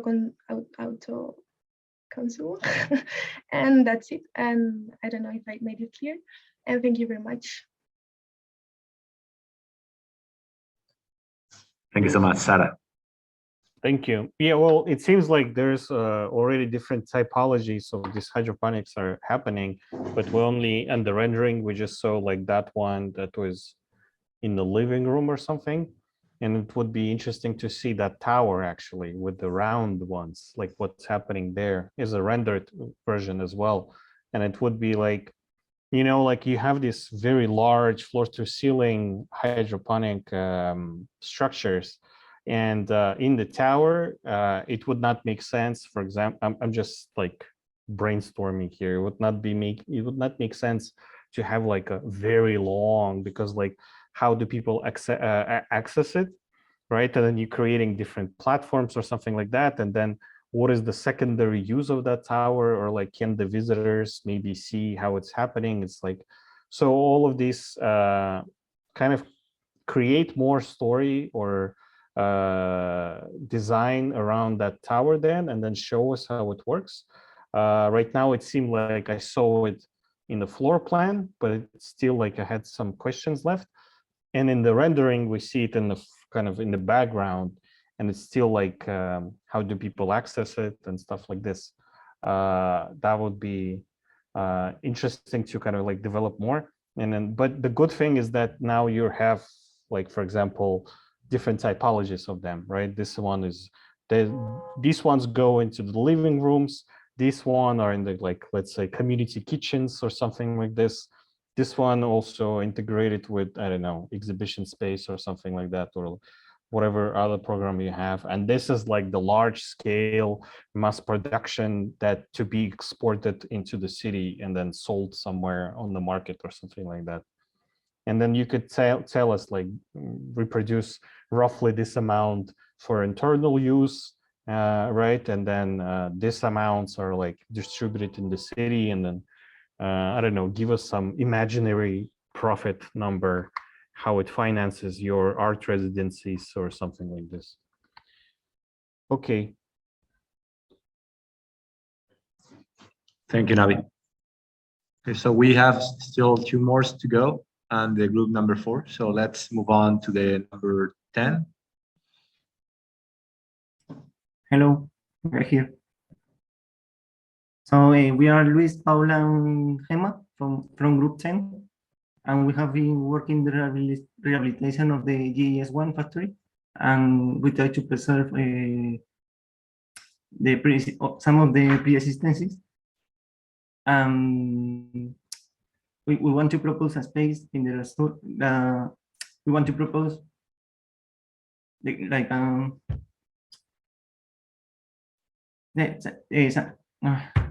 sorry.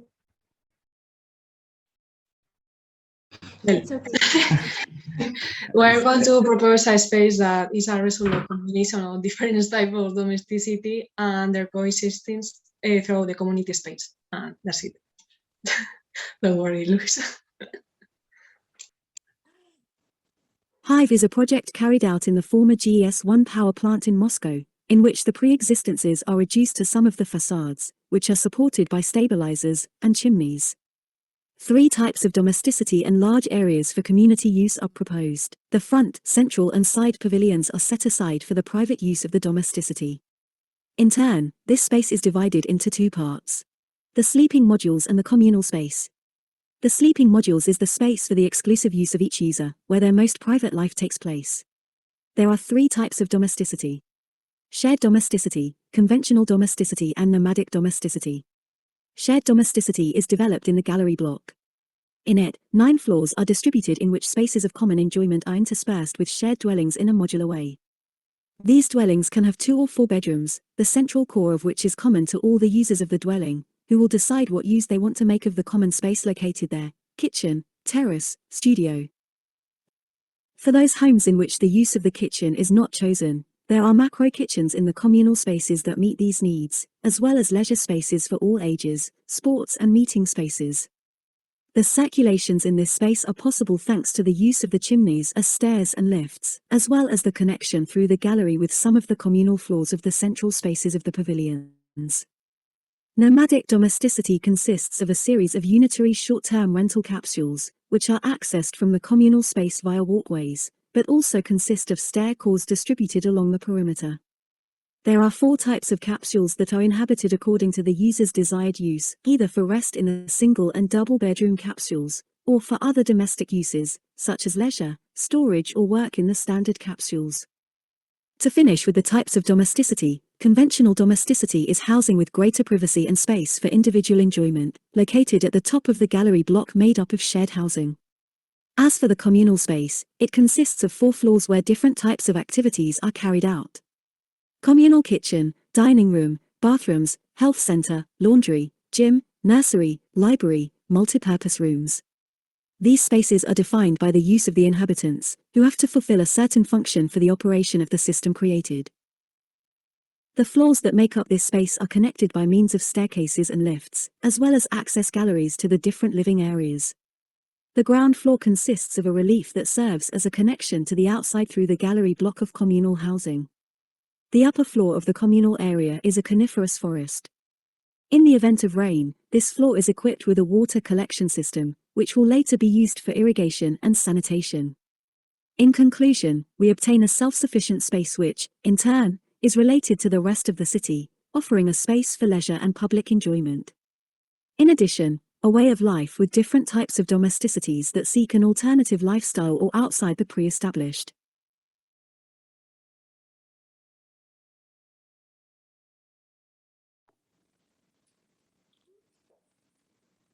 Do you guys want to add something else, Gemma? No? No. Thanks for the video and your work. I thought it was a clear and logical, and I think it was a good diversity of ideas to brought up, and the render is quite good looking. However, I was a bit surprised that, well, you talk at the end about this water use and how and I think it's a good solution that you put forward. However, I was a bit maybe I'm a bit getting a bit tired and I missed this point. But I felt like the chimneys, which is sort of the symbol and the main characteristic of this power station, was not at all used, and it was not very clear how you because those chimneys remain in your render, but you don't explain what the function of these chimneys will be.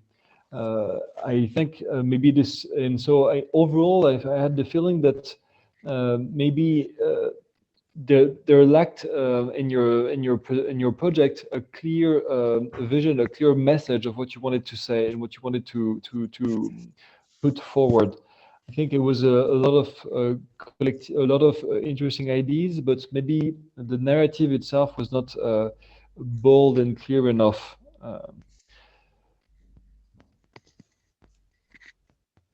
Nabi, I'm giving you the floor.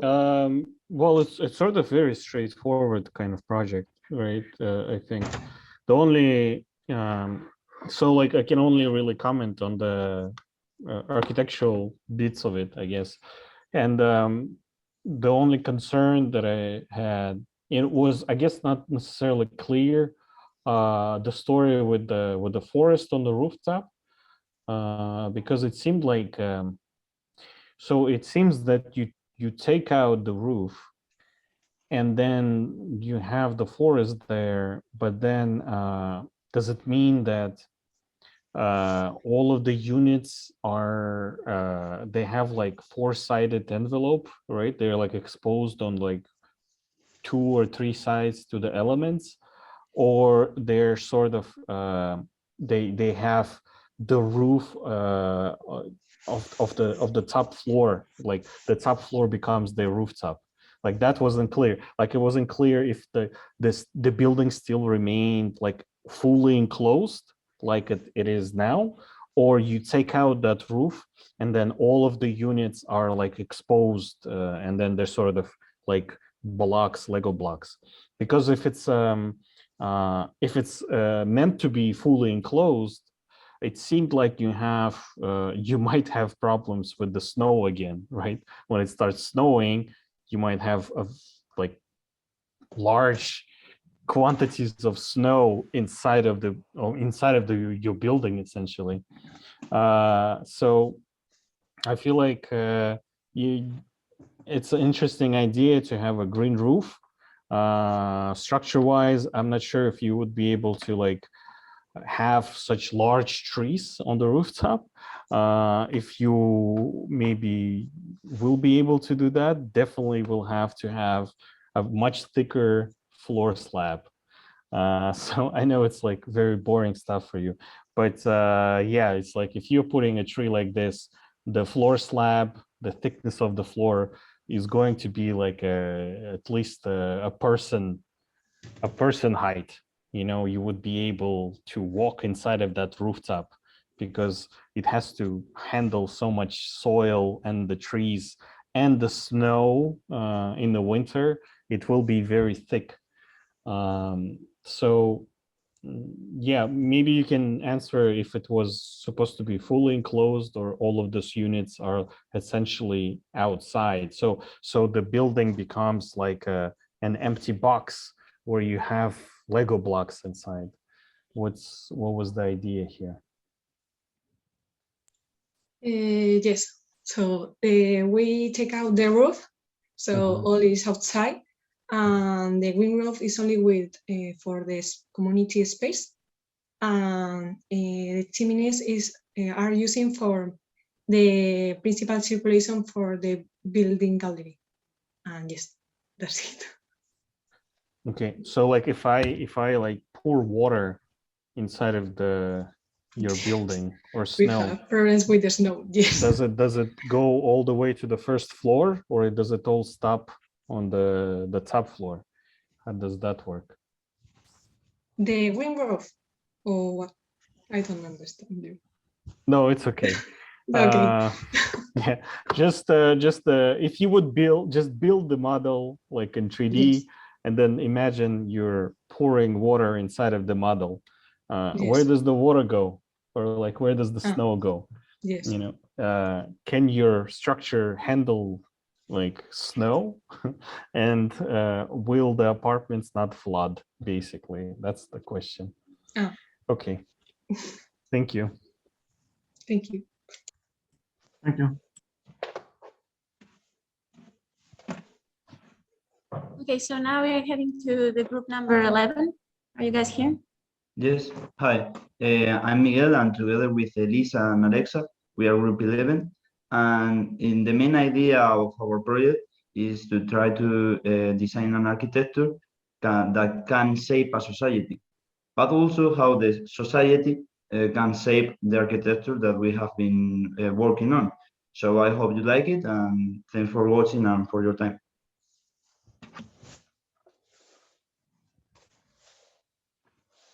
The main goal is to build a new society model.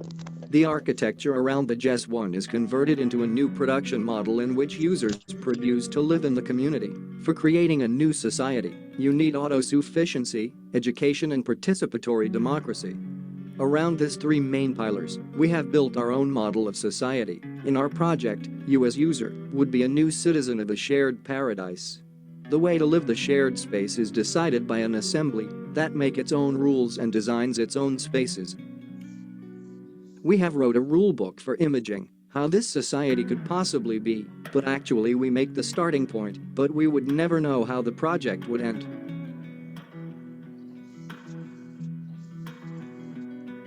The white canvas for the new society is a complex organization of minimal housing, communal parenting, and free spaces that are rearranged according to the interests of the users. The basic housing module create a hyper-density scheme. This module has only the essential individual program, but there are variations in the disposition of the communications or the free space between modules. There is also a topology associated to communal parenting in which children are raised communally. This is the free space, in which productive, pleasure and mixed activities of all kinds take place. The arrangement of this place is decided by the assembly. At the center of Novgorod, the assembly decides its own fate. The horizontal communications generate a people's transit that is used by the step and water prototype. The combination between parts forces the user to live a life connected with the people around. The way the model works make Novgorod unpredictable because it changes each week and each day according to the needs of the population. This week there might be more offices to work in an important project, but the next week this same place could be occupied for making a party. This also causes in a natural way changes in Novgorod in a bigger scale. In a future, the Novgorod economy is prepared to rearrange its free spaces for making the most profitable disposition of spaces and work. What if you work for different purposes, live a different domesticity and raise your children alternative? Isn't the new way to live, by itself, a new socio-political order? This is architecture as the medium to express that a new society is born.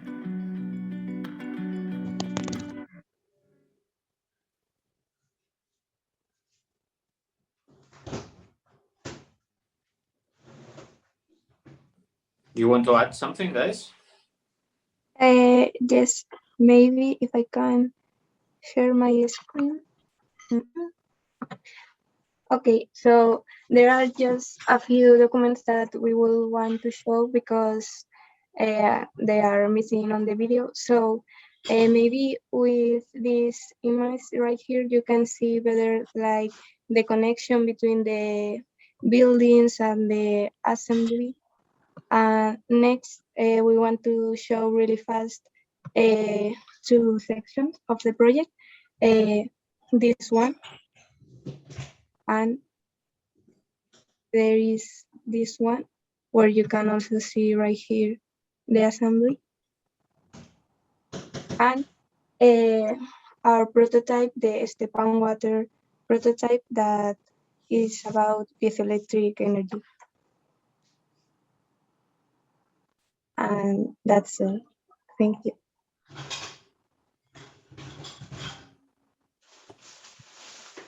Great. Excuse me for you guys comment. Margareta, can you mute Monica Giron, which I think has the micro open and it's... Okay.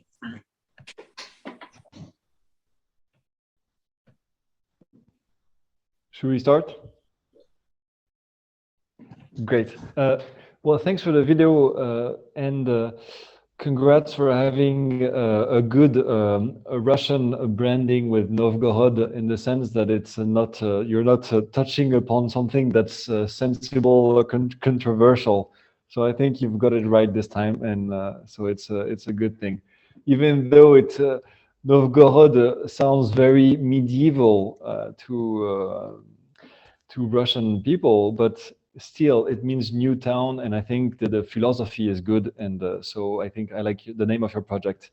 I also like the density that you propose and this approach to how this assembly of residents should shape society and or form a sort of a unit of society within a larger society. And I think this is something interesting to envision a place that lives together and with people having, I don't know if it's realistic, but this children being taken care of by collectively is also maybe something that's something of another time of more that relates to villages, but it's a good thing to imagine this village approach in a very modern futuristic city, and I think it was a good thing. I was a bit more I didn't so much understand how your city is going to change its functions. I understand that in the video, depending on the function that you want to give to your city, it's going to change its shape. So if it's going to be the weekend and a huge party is planned, then everything is going to change. Does it mean that the buildings themselves are going to change? This is how it looked like?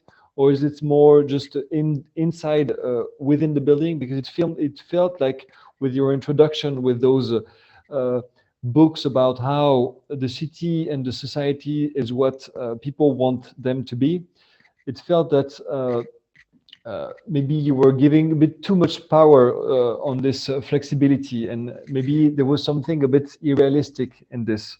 But maybe it's just a call for you to go a bit deeper and tackle those issues as to how all of these spaces can change function in a very short span of time. But overall, I thought it was interesting. Yeah, it's a very ambitious project that is aimed to change the society. I like I like how the projects when they start like we are gonna change the world or at least the society, you know. So very ambitious, but in a way it's still I wasn't necessarily clear how it was going to change the society. Maybe we missed some points, but I guess you don't necessarily have to start with such a big statement. You can just, you know, scale it down a little bit, you know, because it seems very like it was the same comment to when we watched the one of the first videos, I guess. But I think it was, again, I agree with Max that the idea how your spaces were changing was not necessarily clear. I saw on the floor plan that there was some lines that were moving around furniture, and it reminded me of the previous project with the moving walls.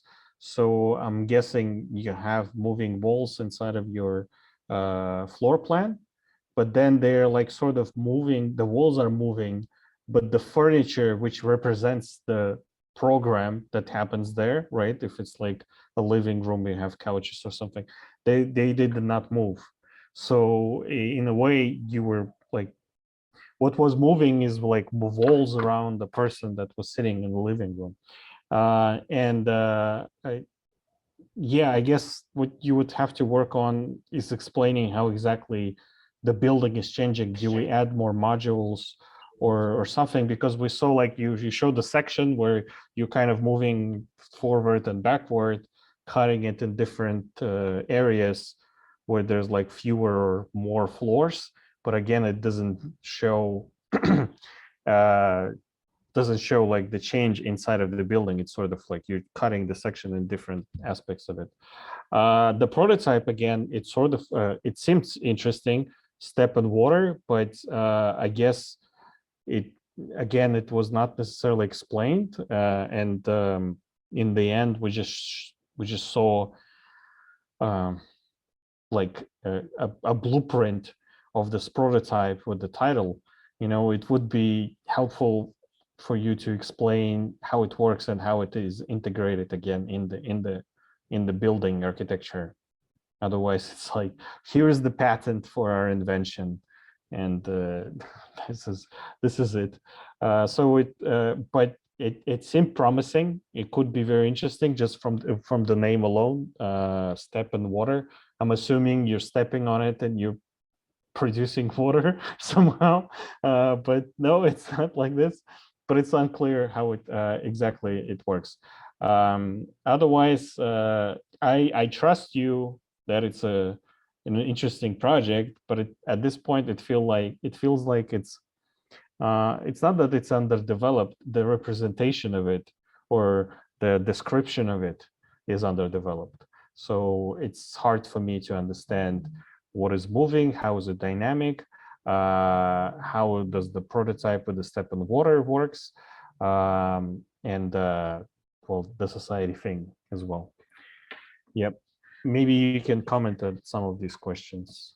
Yeah, and the thing is that I think that 3 minutes time is a short period to explain all the project. And in the case of the prototype, actually is indeed very detailed. And I beg you that you look up the documentation. But according to the things that you have said about the free space, is true that we have not had enough time to design how the architectures will create new spaces. But however, the thing is that it's so open because we wanted to be free to the people that live there decide its own spaces. I know that we can be doing like examples of how the spaces would look, but we wanted to be open, so we didn't decide how the people there say its spaces. And also, just two another comments. The thing is that we don't want to change the society as a whole. It's just that we want to have like a little island of a new society inside the capitalist system, or as you wanted to say it. And also about the communal parenting, is an idea that in the 20th century, a lot of thinking currents of Marxism and other politicals wanted to be taking place, and we wanted to be there because we think that actually to have a society that change, you need not only new users that want to save a new society, you also need people that are born in that system, so that people will have a change of mind, and they are the ones that actually will use the space the better. So just saying that, and thanks for your time, is very important for us.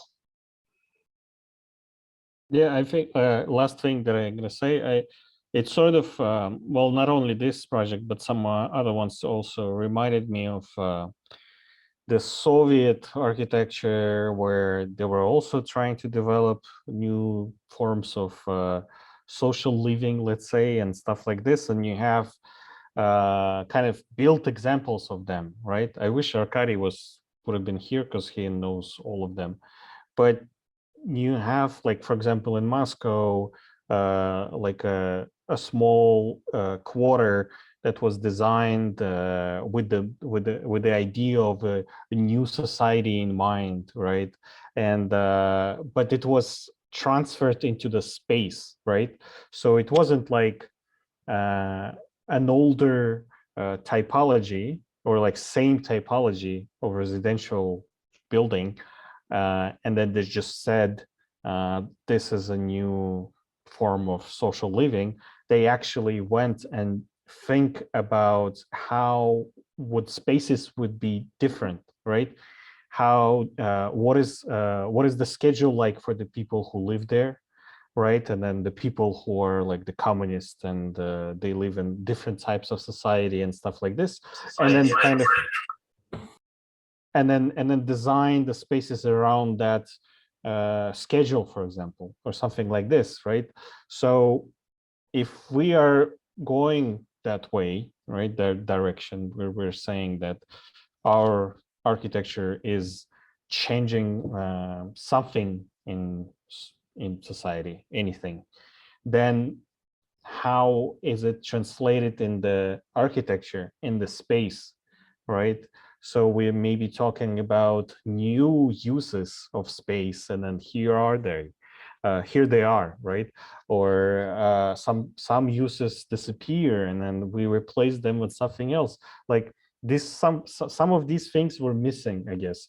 And it's not just this project. I mean, in general, some of the projects, what I saw is that you put a brand on top of a project that is very much like what we already seen, but the brand is saying that it's completely different or like something else, but you do not describe how it's different.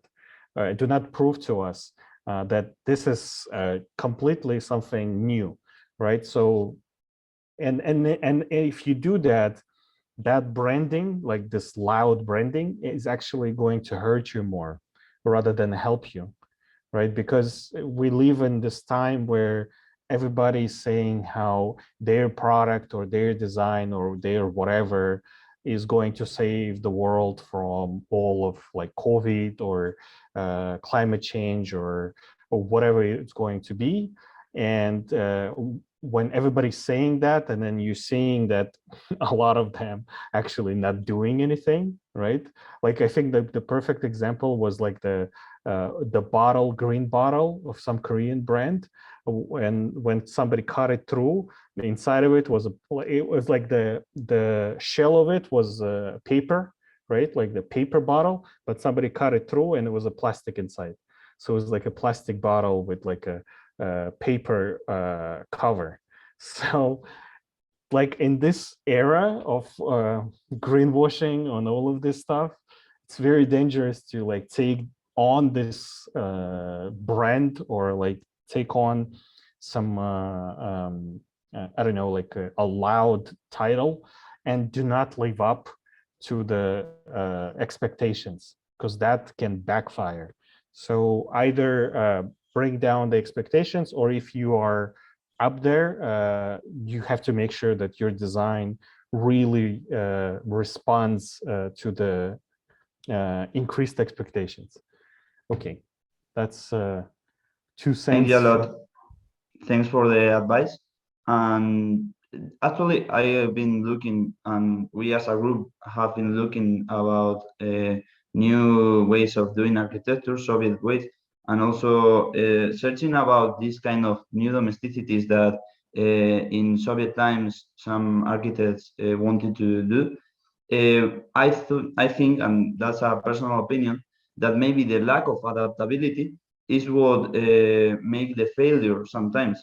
So actually, saying like that the open space is free to the users to do whatever they want with it, I think that is a correct approach in that sense. But I know that is a little bit poor and should be more designed, or maybe more explained how it works. And thanks a lot for the advices, and thanks for your time. Thank you, Miguel.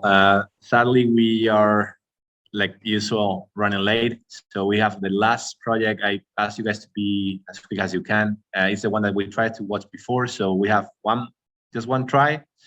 So I think that we're going to play the video and you're going to voice over it. Is that right? Or maybe we can comment only on the part that where the audio doesn't work. No, it's okay. It's 3 minutes, but let's see. So we have this. Okay, so okay? we can. So can we watch the first part? The part which does have the video, the audio, and then talk about it. Okay. Yeah, let's do it. Hours. We work with 3 layers of analysis that guide the action protocol. First layer, zoning, quantification and mapping of the flow of people that occurs at the station. These graphs show the critical points where there is the most intense concentration of passengers throughout the day. Second layer, decoration inventory. The architecture and the decorative elements of the building are main information layer, highlighting the qualities of the space in which we work. Third layer, security and services analysis. We catalog the services and security elements of the station, since they will have an impact on the activities that take place near them.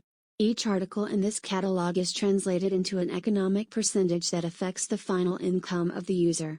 All this data collection is simplified in the formula prototype. This graph shows how the overall behavior of the building within a week period, taking into account the variation in the price of land in all areas and considering the relationships between programs. The operation of this system would be carrying out the following steps: scanning and configuration of the offer, analysis of pre-existence and configuration, dynamics of supply and demand, reconfiguration of prices according to the influences of factors of pre-existence and coexistence, application of the soil valorization protocol, resulting in a configuration of price, uses and programs in relation to the square meter of land. So this is where we show how we made these small scale actions where these interventions try to generate new spaces inside the station. We wanted to generate a new existence of civilian rights inside this building and merge public space with common domesticity. So instead of transforming the whole structure, we decided to think of post-carbon way of life, like inhabiting semi-abandoned places inside buildings that were made for other eras.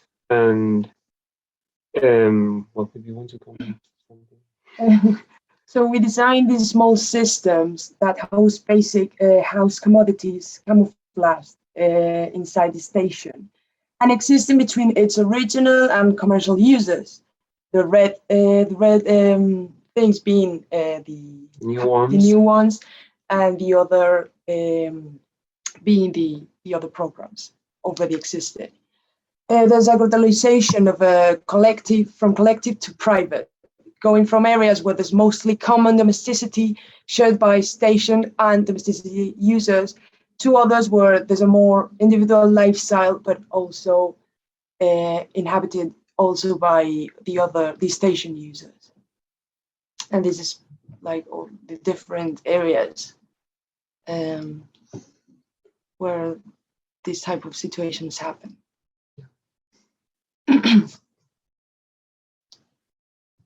If you don't understand anything, maybe we can explain or answer your specific questions, because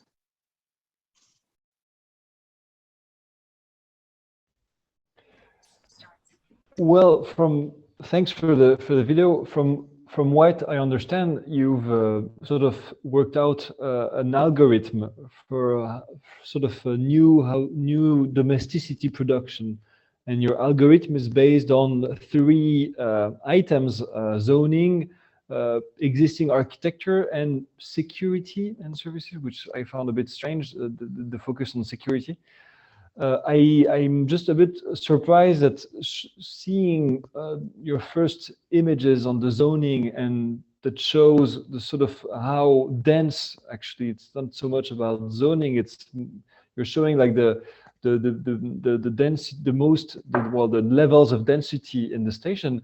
And seeing those levels of density, I'm a bit surprised that you find a way to use the very few empty spaces within the station to put something new. I think it's maybe like a wrong approach. I think I much preferred the other approaches that added additional space to the existing station, which sounded to me more realistic. Because if the station is still to work as a station and with a high flow of people, night and day in Russia, because there are a lot of night trains, I think it's a bit it's not realistic to imagine this having a denser use of the existing station. This is maybe I also didn't so much understand the link that you made with this sort of intention to produce new uses in the station and the income model that you have. I also thought that, why are you bringing in the idea of income? I think maybe I think maybe I would have focused more on the two first, or maybe I would have used your algorithm and your formula on zoning architectural elements and services, just to provide additional places and not go into this income thing. But this is maybe the explanation. It's too bad that we didn't have the sound for the second part of the video. It of course it makes it a bit not as clear as it would have been. Nabi, the floor is yours. Yeah, I think in general, the idea of transforming space from one use to another one is a good idea. But I agree with Max that maybe this location specifically is not the right location for this concept. But in general, I even remember actually when I was a student, we had this exercise where, well, we had sort of like this design exercise, and then the professor told us the story of a janitor family that was working in an office building, and they actually lived in there. So they actually camouflaged and then hid their apartment inside of this building. And when everybody would go home, they would turn it into their bedrooms, right? But then like they would camouflage it away so people do not notice that it's an office building and by day, and then a residential building by night. And then with that in mind, we had to like take portion of a classroom and turn it into like a transformer, that it would become something else completely, right, with some architectural forms. So the idea of transferring use, especially in like an office building, would be very sensical, right? Because you're talking about like, for example, lack of affordable housing, and the idea that as architects we always work in 3 dimensions, but we forget about time, right? That actually if you use time, it creates more space actually, right? In an office building, the same building can be a residential tower and an office building, and then you can work with these things in a building like that, right? Where you transforming something like an architectural element into another one. But what here, what I'm seeing, and even if you would have been doing it in like in a business center, like a business building, office building, what you are missing out on, you're sticking to one scale of it, and all of the kind of interventions are revolving around one idea.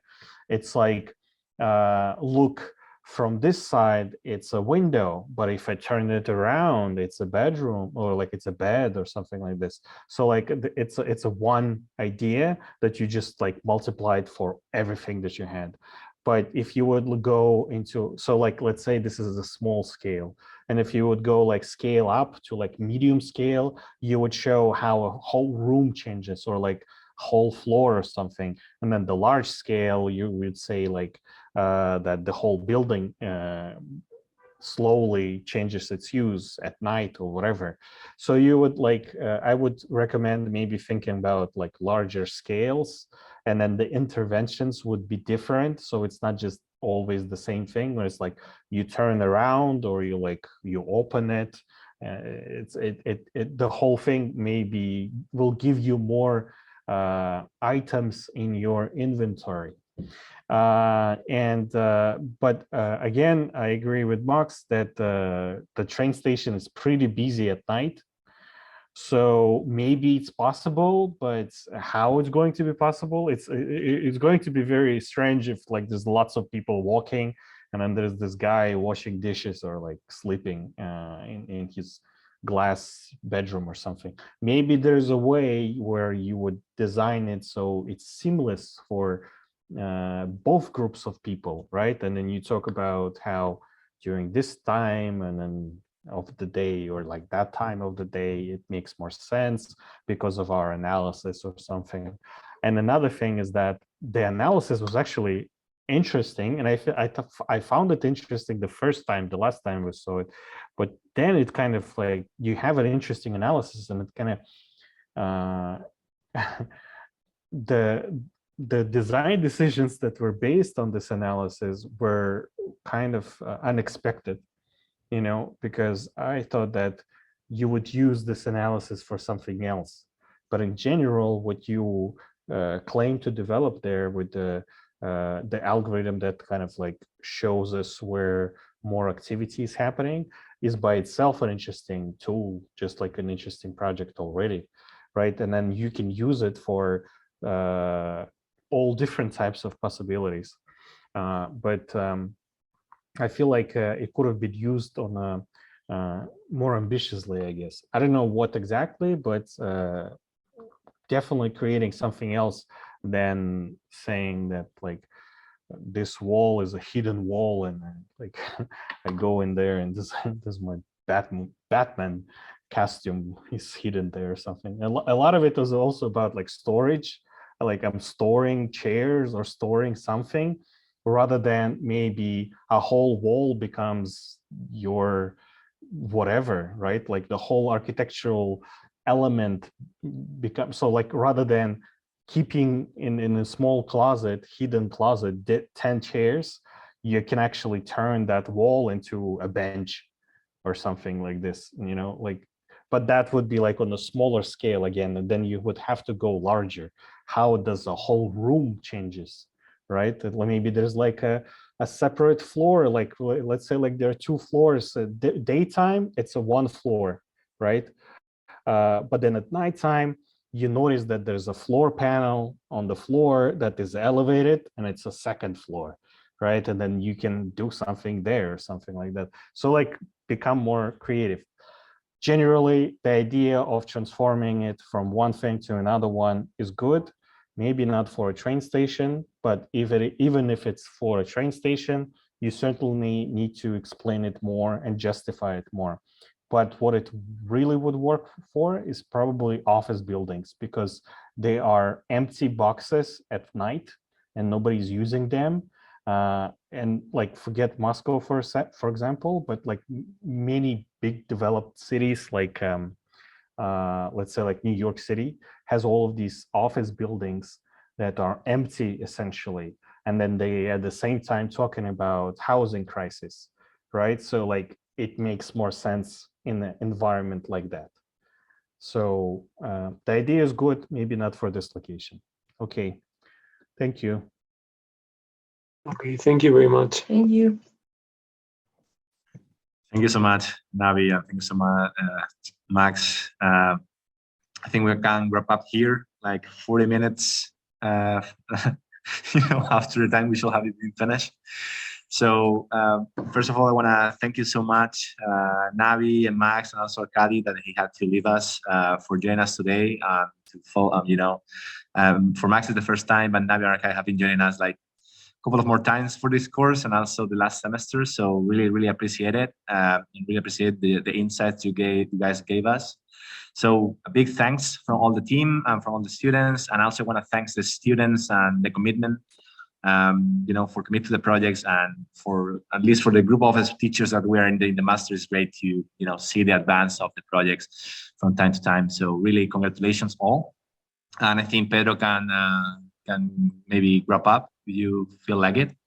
Okay, so thank you very much, Nabi and Max and Arkadiy for your comments. I think that they have been extremely useful also for the students as a final comments to their projects. Thanks very much also to Silvia, Federico, Pedro, Edu, and obviously to all the other teachers. Tony, Manuel, Clara, Margareta, Reggie, and Chris, for all your supports, and obviously to all the students. So I think that we have to sum up with this and see you guys tomorrow we are going to say the qualifications tomorrow, no? Before lunchtime. So see you guys tomorrow, and I think that's all. We're still planning to go to Moscow at some point, so we will see you there at some point. We don't know when, but hopefully soon. So We'll thank you be so much, happy to guys. welcome you in And, Moscow. thank you, and see you guys tomorrow at 2:30. Okay. Thank you. Thank you. Bye, guys. Thanks very much to everyone. Bye. Bye. Bye. Thank you.